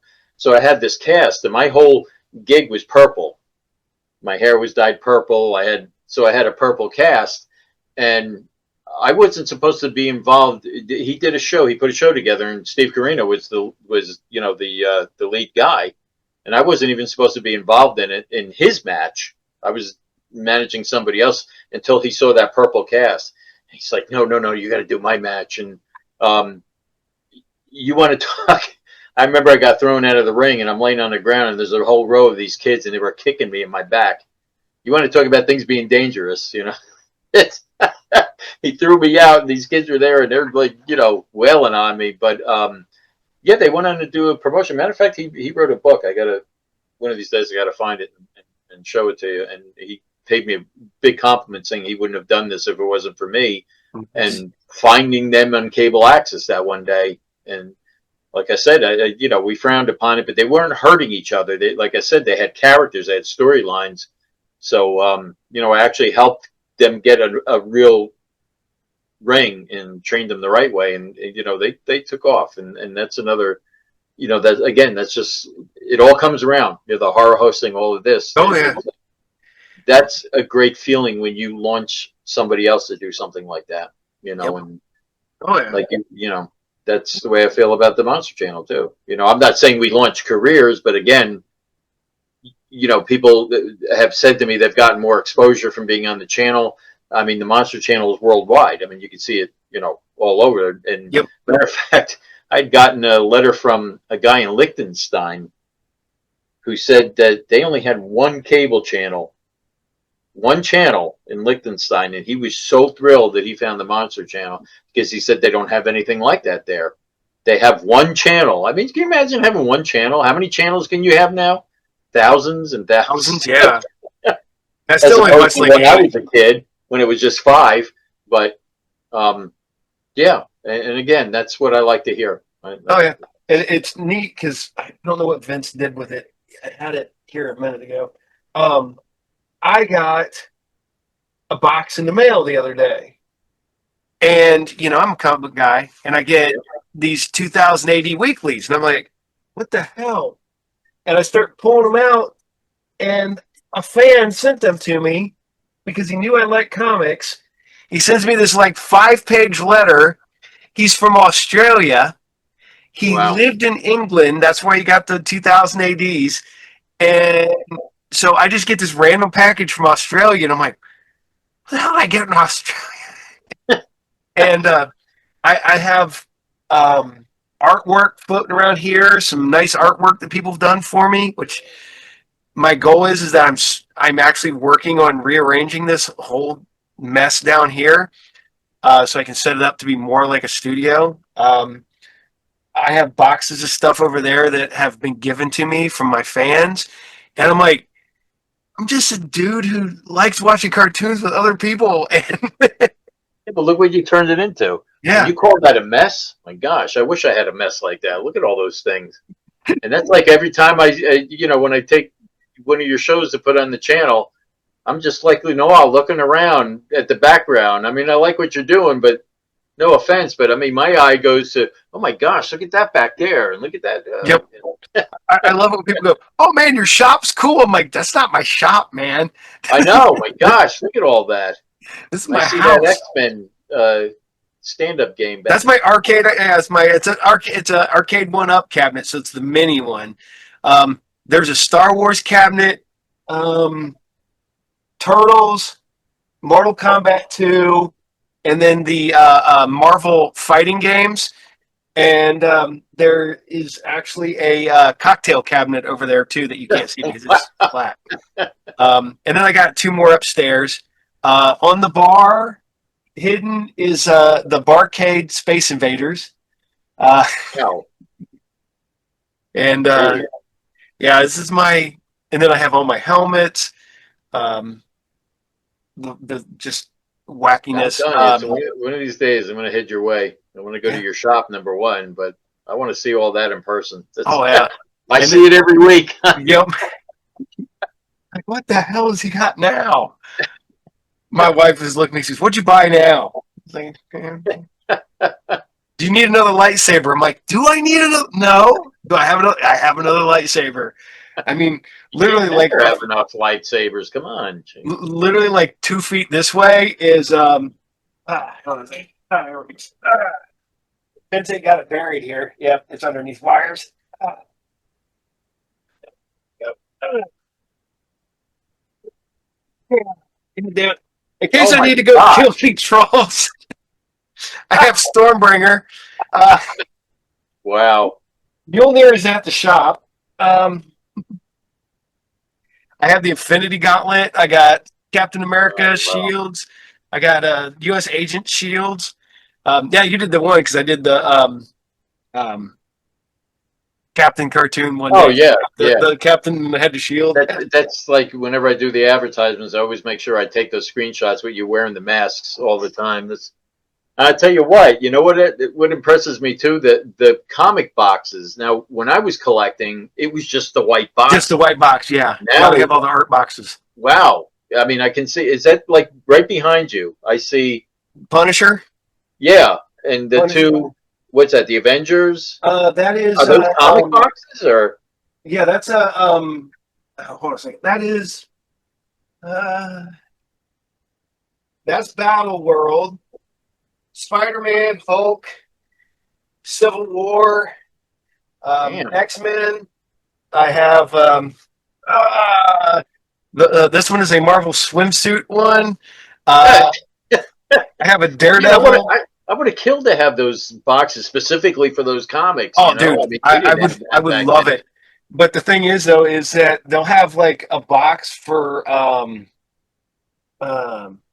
they had like I got a Planet of the Apes box around here somewhere, and there's not enough Planet of the Apes comics. No matter To how fill the many you box. got, that will fill a short box. Um, What? now the one I would hope they would produce because I could definitely put them in. They haven't produced a Star Wars box yet. Because the original '80s Wow, run, man. '70s Yeah. '80s run, that's a short box full of books. All the Dark Horse stuff, all the new Marvel stuff would totally look cool in some boxes, but now right now they're just literally like this box right here is uh they're literally like 100-page Oh, Brave giants. and Bold. What I was Yeah. talking, man, my favorite comic of all time. My Um, favorite. I love Brave and Bold because I am a Marvel 2-in-1 and a Marvel Team Up guy. Love both those Yeah. books. Well, I like those too, but Brave and Bold was my thing. And then That and when oh wow, Army of War. Sergeant Rock. And then remember, I mean, my favorite run too was when World's Finest started becoming the Brave and Bold for Superman Yeah. back in the '70s when he started doing the team ups. I always loved those. Those are my favorites. And I love that era too when they did the well, yeah, there it is. World's Finest. Yeah, there you go. Yep. They Wow. did the 100-page dollar, and yeah, you had one real story and then the rest were reprints, but uh yeah. And then of course the dumb stuff I read. There's just the 100-page Batmans. Oh wow, I remember that. Yeah. Gee. They're yeah. Then of course like weird crap I read like Impact Comics Black Hood. No one remembers that. No one remembers that. No, that's just how I am. Gosh, I mean, do you have the time to read all of them, or I read every comic I buy, do you really? Wow. unless it's like a duplicate. Like this week, Batman Deadpool dropped. Deadpool Batman dropped a few weeks ago, but I have a bunch of the variant covers. Just because I love the artwork on them. They got one. It's Doctor Doom holding the Joker up by his neck, and Wow. Now, I do. whoever thought when we were young you would see those, Well, those crossovers. I mean, starting with Superman, Spider-Man, yep. The oversized one. Mm-hmm. Bone Jangler was just showing me. They just, I think it's a digital comic, isn't it? Captain Marvel and Thor. Or Yeah, they did it digital. Here's what's cool. Let me move this out of the way. This came in not too long ago. That is the DC versus Marvel wow. Omnibus. Oh my gosh, look at that. And that is everything up until recently. So that's the Batman, Hulk, the Superman, Spider-Man stuff, the X-Men, Teen Titans. It's all that.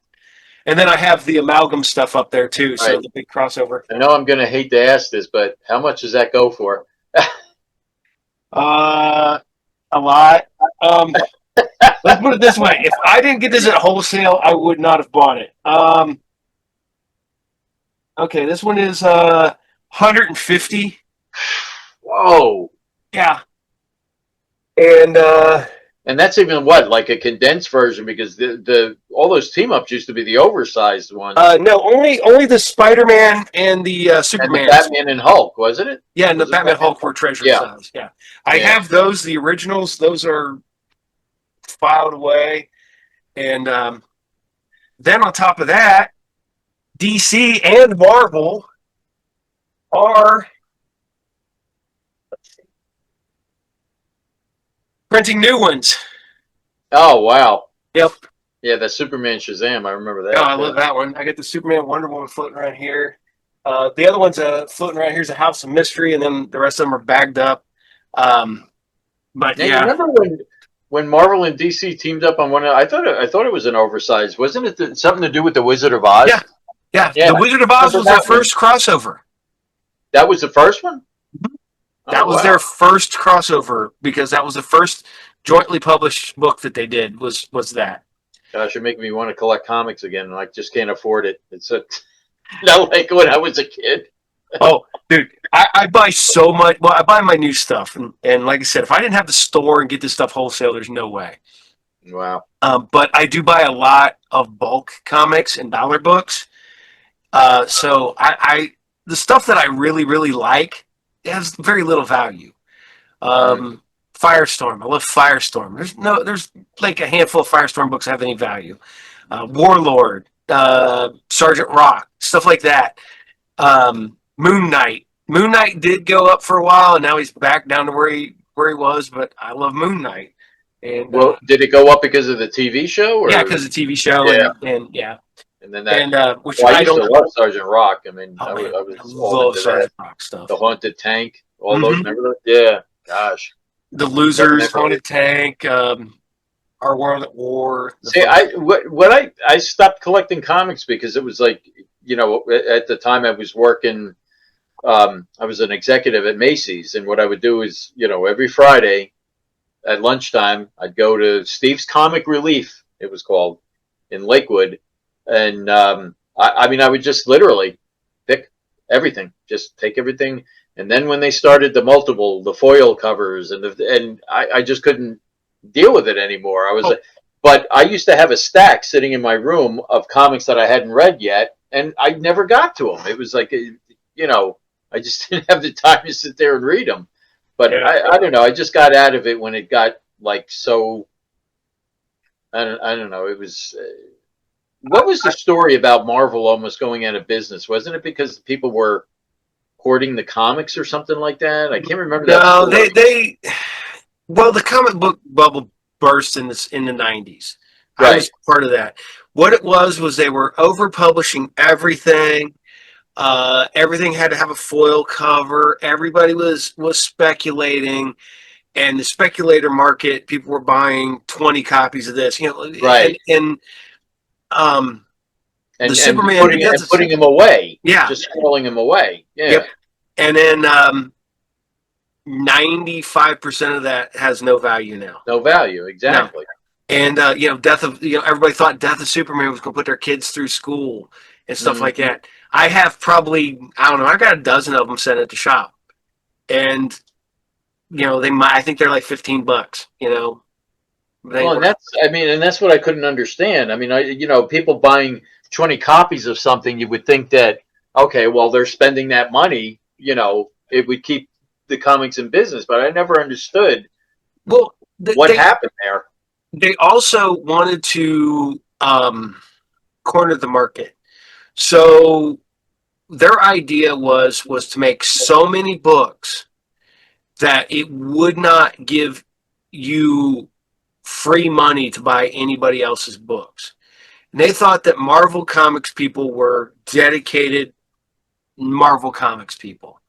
And yes, there are people that are dedicated Marvel guys or dedicated DC guys. I am not one of them. I do tend to like Marvel a little bit more because I'm an X-Men. I grew up on X-Men, Yeah. and but now when you get to it, man, my favorite books are Swamp Thing. I love Swamp Thing. Oh, yeah. I love the horror stuff that DC used to do, like House of Mystery and things like that. Um, and then Marvel, DC. I was never a Superman fan. I liked the other guys more. I was Sergeant Rock, not Batman. And now as I've gotten older, I've kind of appreciated Batman more. Still not a Superman fan, although I do like the absolute stuff that they're doing right now. But I grew up being a guy that just collected comics, and I love comics. Yeah, that's the way Um, I was. yeah, I mean, I just, literally, if like you, I said, I just couldn't keep up. Oh my gosh, I mean, it was, I was the same way. For some reason, I leaned more towards DC, but don't forget, when I was a kid, the Batman series was out, so yeah, that was a big deal. oh, But I was a big fan of Spider-Man, Fantastic Four, the Hulk and all that. But like I said, I mean, I collected comics for a long time, ever since I was a kid. But then, like you're talking about in the '90s, when they just mhm. started, to me, flooding the market, and it was like, and I'll tell you another thing I didn't like when they used to have the annuals, especially Marvel. I used to love the Marvel annuals because it was one story. Okay, you bought that annual, it was one story. What kind of killed me was when they went through this series of, okay, well, you got to buy the Thor annual, and then this story continues in the Hulk annual, and then it continues in Fantastic. And I was like, man, that's what killed collecting comics for me. I've gotten to that point where my buddy's like, he'll be placing, because I just hand in orders and he puts them into the computer and stuff. He's like, this crosses over with that book. I'm like, no, I'm not buying just that random book. Yeah, To yeah. And I say that, but what I did, I I dropped my first absolute DC comic, and that was Wonder Woman. Started off strong, the artwork kind of went, and I just kind of, and I just drifted off from it. But I dropped it, missed an issue, and then in the following issue, they introduced one of my favorite characters, Zatanna, and they introduced her to the Absolute Universe, and I'm like, yeah, order me one. Damn it. Well, I'll tell you, my favorite annual of all time was the Avengers, and it was kind of a crossover because it was, I believe it was a continued story from Captain America, but it was when um, the Avengers are fighting Kang, and then they defeated him, and they were coming back into their own time, and they met the old Avengers. You remember that one where you Yeah, see? I used to love those covers where the clashes. You yeah. had everybody on this side and everybody on that side. Here goes the Horror Express. Excuse me.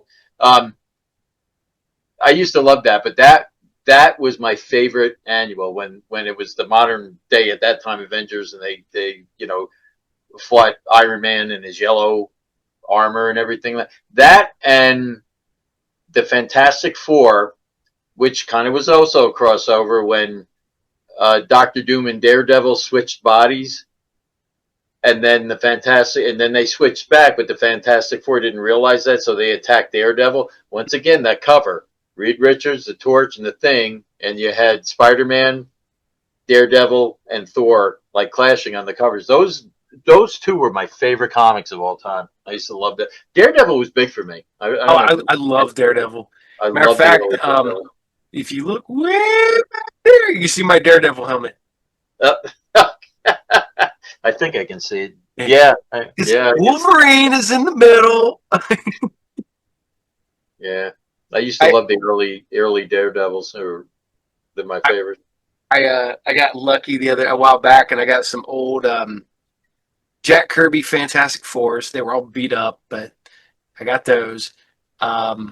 And then I got a was it Journey into Mystery, and the guy even looked at me and goes, "Oh, these are the only books that are worth anything. The rest of the stuff at the bottom is just filler junk." And I'm like, "All right." I don't even look in the box. Pay him his money, get out the store. I go looking through there and I go, "Oh, Journey into Mystery. Oh, it's a little beat up." And I looked at it and started reading it. I'm like, "Hey, this is the first appearance of the Absorbing Man. Oh, Sweet." wow. And then I look and there's an Avengers in there. And I'm like, okay, yet another beat up one. I pull it out and start reading it. I'm like, that's the first appearance of Valkyrie. Holy shit. I mean, they're still only worth like in the condition, maybe 10 to 15 bucks, but no, they're my collection now. So Oh, that happened to me one time when I was at that flea market I was talking about. That Paige's mom was working there.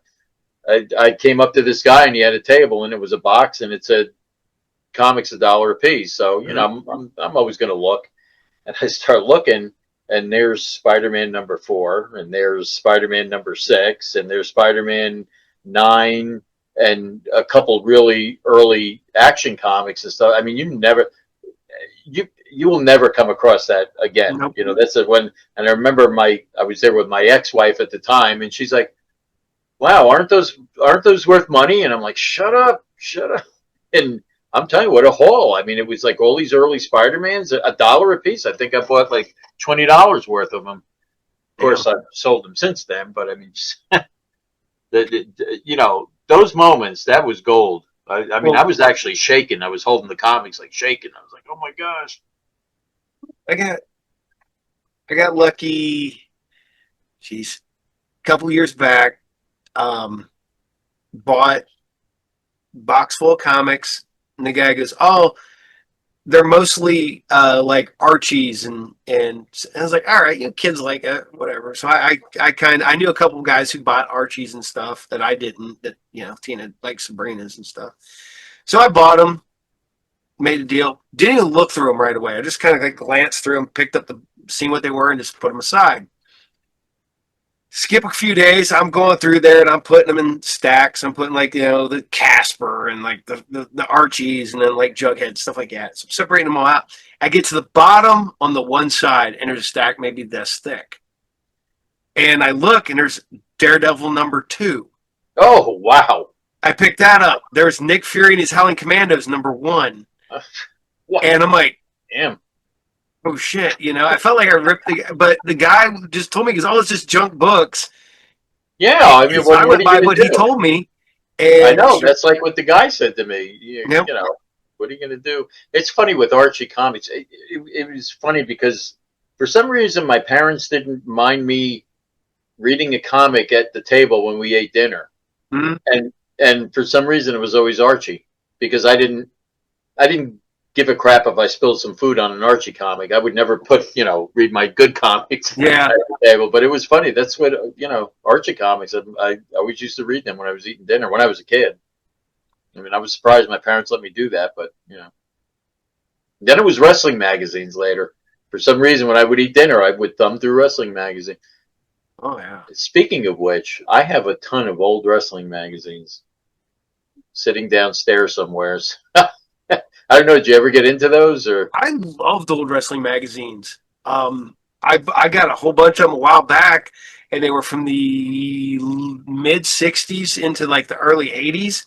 Yeah. And we were sitting there just reading through there, and they're talking about, because it was all territory stuff. So they were Oh carrying the yeah. stories over, and the only way you could even follow the story was in those magazines. Oh yeah, because if you lived, where I mean, I lived in Jersey, so I was only getting WWE. I mean, it wasn't until the onset of cable that I started to get TBS and everything. But Mm-hmm. that's how you knew anything about Yep. any other territories was through those magazines. Well, we were sitting there, my buddy was like, I remember the first time he goes, I got a couple wrestling magazines while we were on the road from vacation with my parents. And he's like, I'm in the back and there's the top 10 list of all the wrestlers, the top 10. And he's like, who the hell's Jerry Lawler?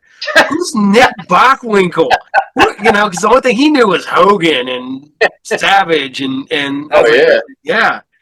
I was like, I got lucky because I got cable. And then I left on this story. I can't remember if it was the TV channel out of Lima, Ohio, or the one out of Fort Wayne. But like, I think Friday nights or Saturday nights at like midnight, 1 o'clock in the morning, they had wrestling. Mm-hmm. And it was just the oddest matches. There was never, like, literally one time it'd be Texas. The next episode, it would be an old black and white one with like Gorgeous George. And then it would be luchadors in Mexico with very badly dubbed over voices. Like, so Wow. bad that they just turned the volume down so you could still hear the Spanish being spoken with the guys just speaking over the Spanish. And it was just so random.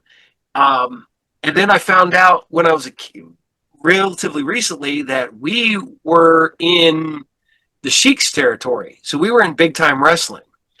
We were at the very bottom of it. And before my grandma passed, I found an ad for big time wrestling at the Piqua Armory.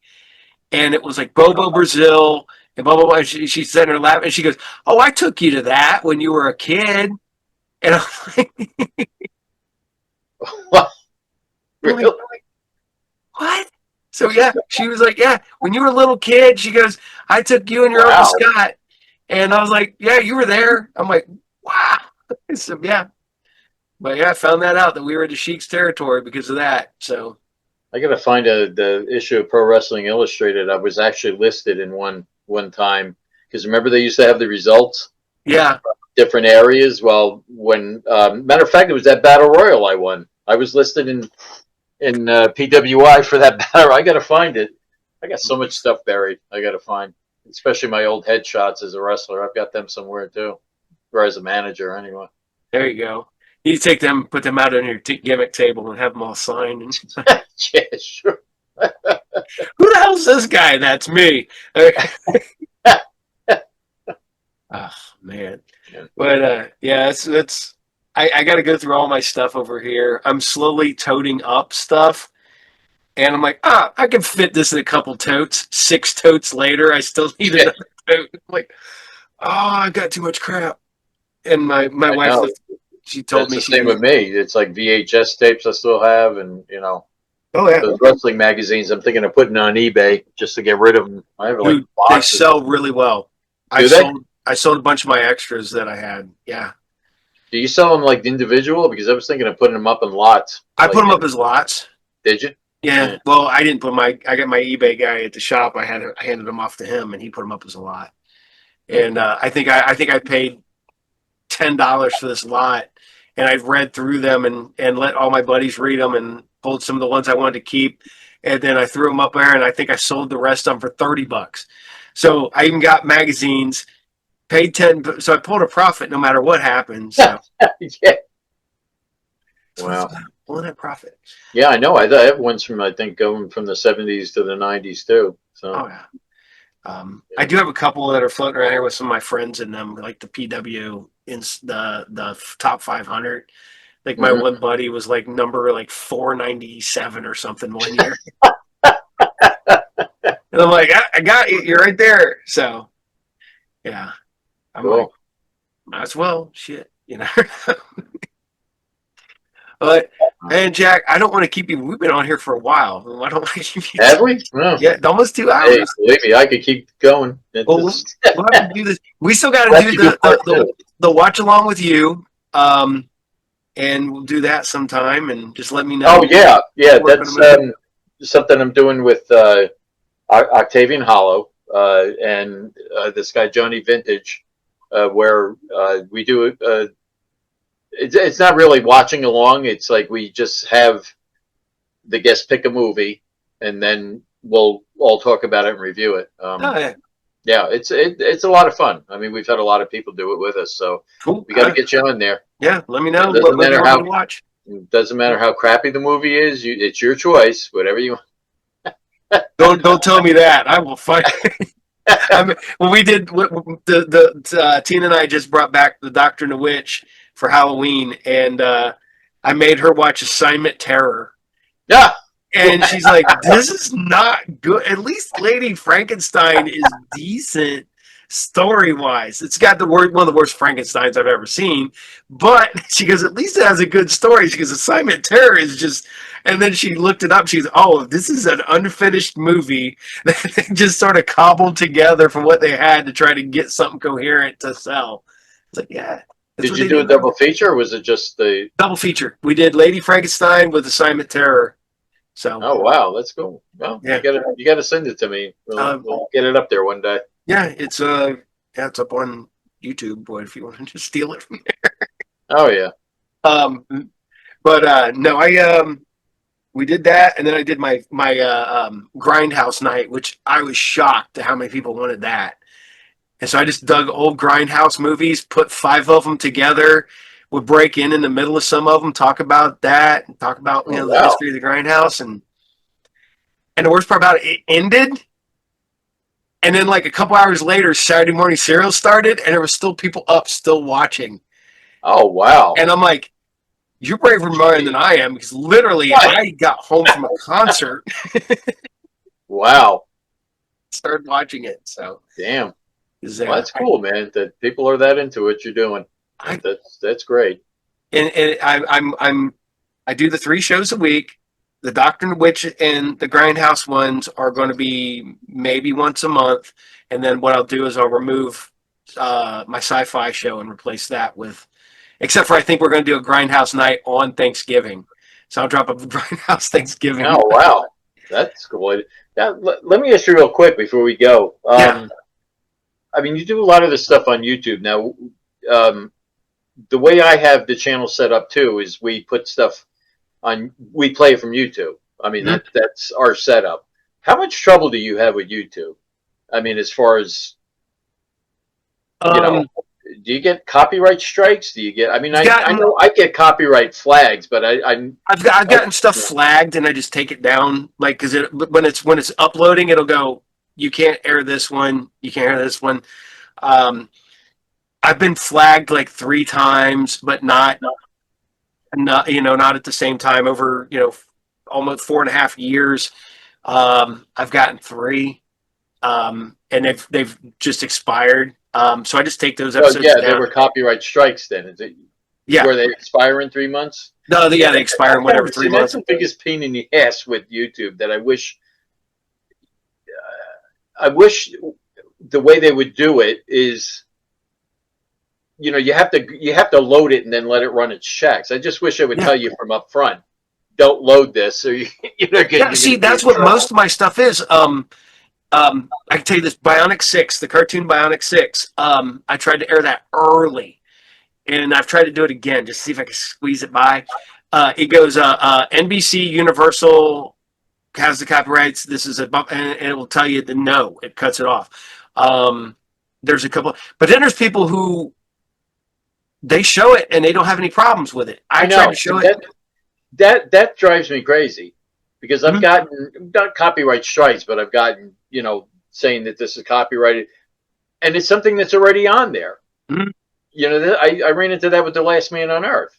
It seems like every time I go to load that, it gets flagged for this one little piece of, where his wife is dead and she comes to the door. That music that's playing under that. But yet there's like 20 copies of it on Yep. YouTube. And I'm like, Well, why is it that, I got a I wouldn't say copyright strike, but I got taken down.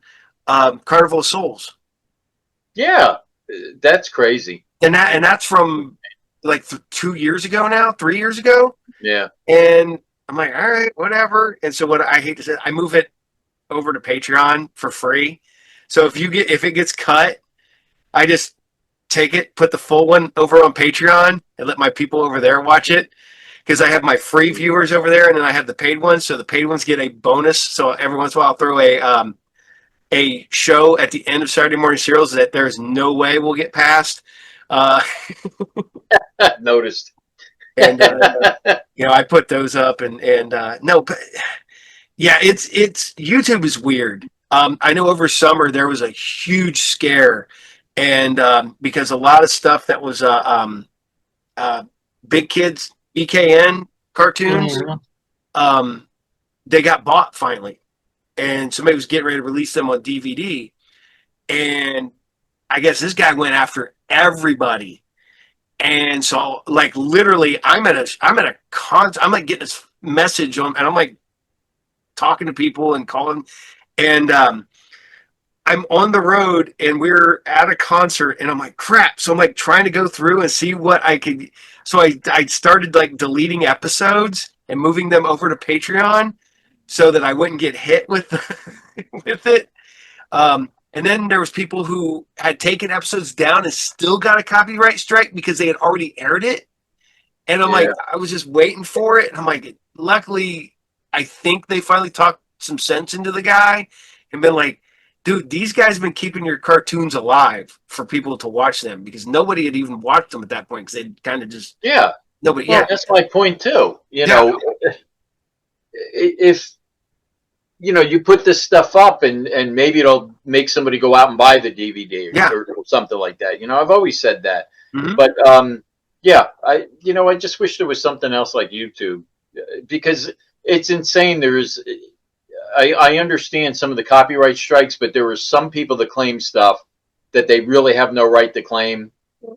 you see that all the time. Was You it a know, couple of years it drives back? me There was crazy. a guy who was going around to. I know he's going to around to some horror host and hitting them with copyright strikes on Mhm. stuff, and then claiming he had the rights and that he would sell them the rights, and he didn't Yeah, have the rights. and he didn't. And No. I got one. I got an email, and it's this guy who's like, "Oh, we see that you showed these shows. We have the rights to all these shows." And I'm like, "Okay." So I'm like scrolling through his list. I'm like, "That's public domain, public domain, public domain, Yeah, public domain, public domain." absolutely. And I'm like, "Yeah, you don't own none of this crap, dude. You're just trying to get a couple bucks per show that you want people to air." And yeah, it's there's super shadiness out there, and yeah, I know that what I air is not mine, and I don't claim it's mine. I don't get monetized. I'm not here to make money. Yeah, I'd like to make money. I'm not gonna lie there, but I it's you're keeping things alive. You know, Yeah. just let it No, let it no, have that's at it. believe me, that's like a lot to do with a lot of the old movies too. I mean, I feel that way about it. Mm-hmm. I mean, we're trying to keep this genre alive, but I don't know. I just wish somebody would come up with another alternative to YouTube. And what drives me crazy about it is you look on YouTube and see how much stuff is on there that's blows my mind that it's on there. Mm-hmm. New stuff. Yep. So why are you going after all this? The The other old day, stuff. I was on there, and the Fantastic Four movie was on there. Yep. Um, Yeah. my buddy was watching that the new Hellboy was on there. All these movies, and this has Yeah. been a few months ago when it's still technically in theaters, and it had like 100,000 views, and I'm like, how the hell did you even get that past the checks? Yeah. 'Cause, um, me and Tina are gonna tempt fate because we're gonna try to do a music show, so we're gonna see how that works. I don't know. That might work. Yeah, because we're Never all know. old school. So we want to do like old school headbangers ball, and then do like the '80s new wave stuff. So we do Oh like, wow. yeah, we come in costume. So we have like I'll get the like a big fake wig and do I can just say I just grabbed my leather jacket and a metal shirt. I just said have to wear a wig because I ain't got enough hair. Don't worry, dude. Well, I'm lucky. I still have. No, I'm getting bald as shit. So Oh man. Yeah. that's why you always see the cat wearing a hat. Actually, this is I had planned on shaving it off over summer, and then I just never did it. I should, 'cause I now almost never go out with a hat anyway. So Yeah. ever since I was a kid, I'm wearing a hat for 40 some years. So why stop now? So yeah. Everybody's like, you're gonna go bald because you wear a hat. I'm like, no, I'm going I bald was because going to say I that's wear a that's hat what because I'm going happens. bald. Although I tell people, it's like, man, I wish I could convert this hair into this hair And I know. because I would have a ginormous mane of hair See, if I'm I the could. opposite. I mean, this is short, but it's all. I have to say, at 65, it's still thick Yeah, and it grows. dude, you don't even So, remotely look 65, so that's just. eh. Oh, thank you. I'm lucky in that respect because I'm Oh telling man, you, I had, I had I, a, I knew people when I was in my 30s. Friends that I had were going bald. So, yeah. yeah, that I've had friends that been bald for years, and they're like, hey, catching up. I was like, dude, I'm 50. Yeah, it's going to catch me sooner. And eventually, yeah. But no, I just keep tracking along. I was like, actually, I'm in good shape. I'm healthy. I'm in the best shape I've probably ever been in my entire life, and I'm Good. 51 years old. So the hair is going away. Who cares? You have to sacrifice something. Yeah, I don't. The first time in my life I've had abs and the hair. I got abs, no hair. Well, I have abs too, but thank God they're protected by a layer of fat. So they're they're in there somewhere. Yeah. Although I did, this the best one was one day I come out of the gym, man, and I go there and I'm taking off my shirt and I look over, I'm like, dang, I look fit. So I had to do the whole the gym photo. I sent it to my wife, And then what do I do? I get like immediately get sick the next day, and then I have to miss the gym for like a week. And I'm Man. like, yeah, I had to get cocky, didn't I? I had to do it. I had to do the whole arm pose. My arms were all jacked because you get that post rest, post workout. And Yeah. I'm just like, yep, got cocky, kicked myself in the ass. So, Yeah. yeah, dude. Anytime you ever want to talk or anytime we can do stuff, man, this is fun. I will probably not drop this Monday. This will probably drop the following Monday, Okay. and Make sure I have let fun everybody whenever know. and talk wrestling Oh, it and was great movies. talking to you, man. Yeah, Anytime. heck yeah. Time And when I have time, one or of you these have one, time. and one of these days we'll get to hang out and all that funness. And I okay, I gotta put this out there. If it ever happens and I get inducted into the Horror Host Hall of Fame, I need two people to induct me, if it's possible. I need to get Tony and you to induct me. Well, then see, if you get into the Hall of Fame, then we could, go to Horrorhound and we can have that match. We can Yeah, induct you in the Hall of Fame and then have a wrestling match. there we go. So, and the funny part about it is I have a world title that was a local promotion was going broke, so I ended up buying their title. So I have it. I have the belt. I have their belt. Oh, wow. I was going to give it to my buddy who's a wrestler out of Cincinnati. He's also a deathmatch wrestler. I was going to send him down to wrestle Tony, have him lose it to Tony, and then I have to go get my belt back. That's cool. We had a story and a gimmick and the whole night. This is what we're working on. I like. So That's a cool idea, man. yeah. And I was like, but the thing is, I was like, but I'm gonna have to come in. I was like, I'm not gonna do this half-ass. I'm gonna work hard for like a good month or so and get really hard into training and get my cardio up and stuff. I don't want to get gassed out like 10 seconds in the ring. Oh gosh, please. Like I said, if I walked up the stairs, I'd probably be blown up. I do gym 3 days a week for almost 2 hours. Do 40 minutes of cardio, and then I do machines and weights. So I try Wow. to stay healthy. Good for you, man. You're looking good. Yeah, hope so. Yeah. I went from almost 240 pounds down to 170 in Wow. years. Yeah. So it's just being active. I was lazy. I was at my shop all day eating junk food and sitting behind a desk all day. So Mm. I just, Oh, I've been there. Trust me. yep. So, all right, man. Well, I got to go, and I know you need to go.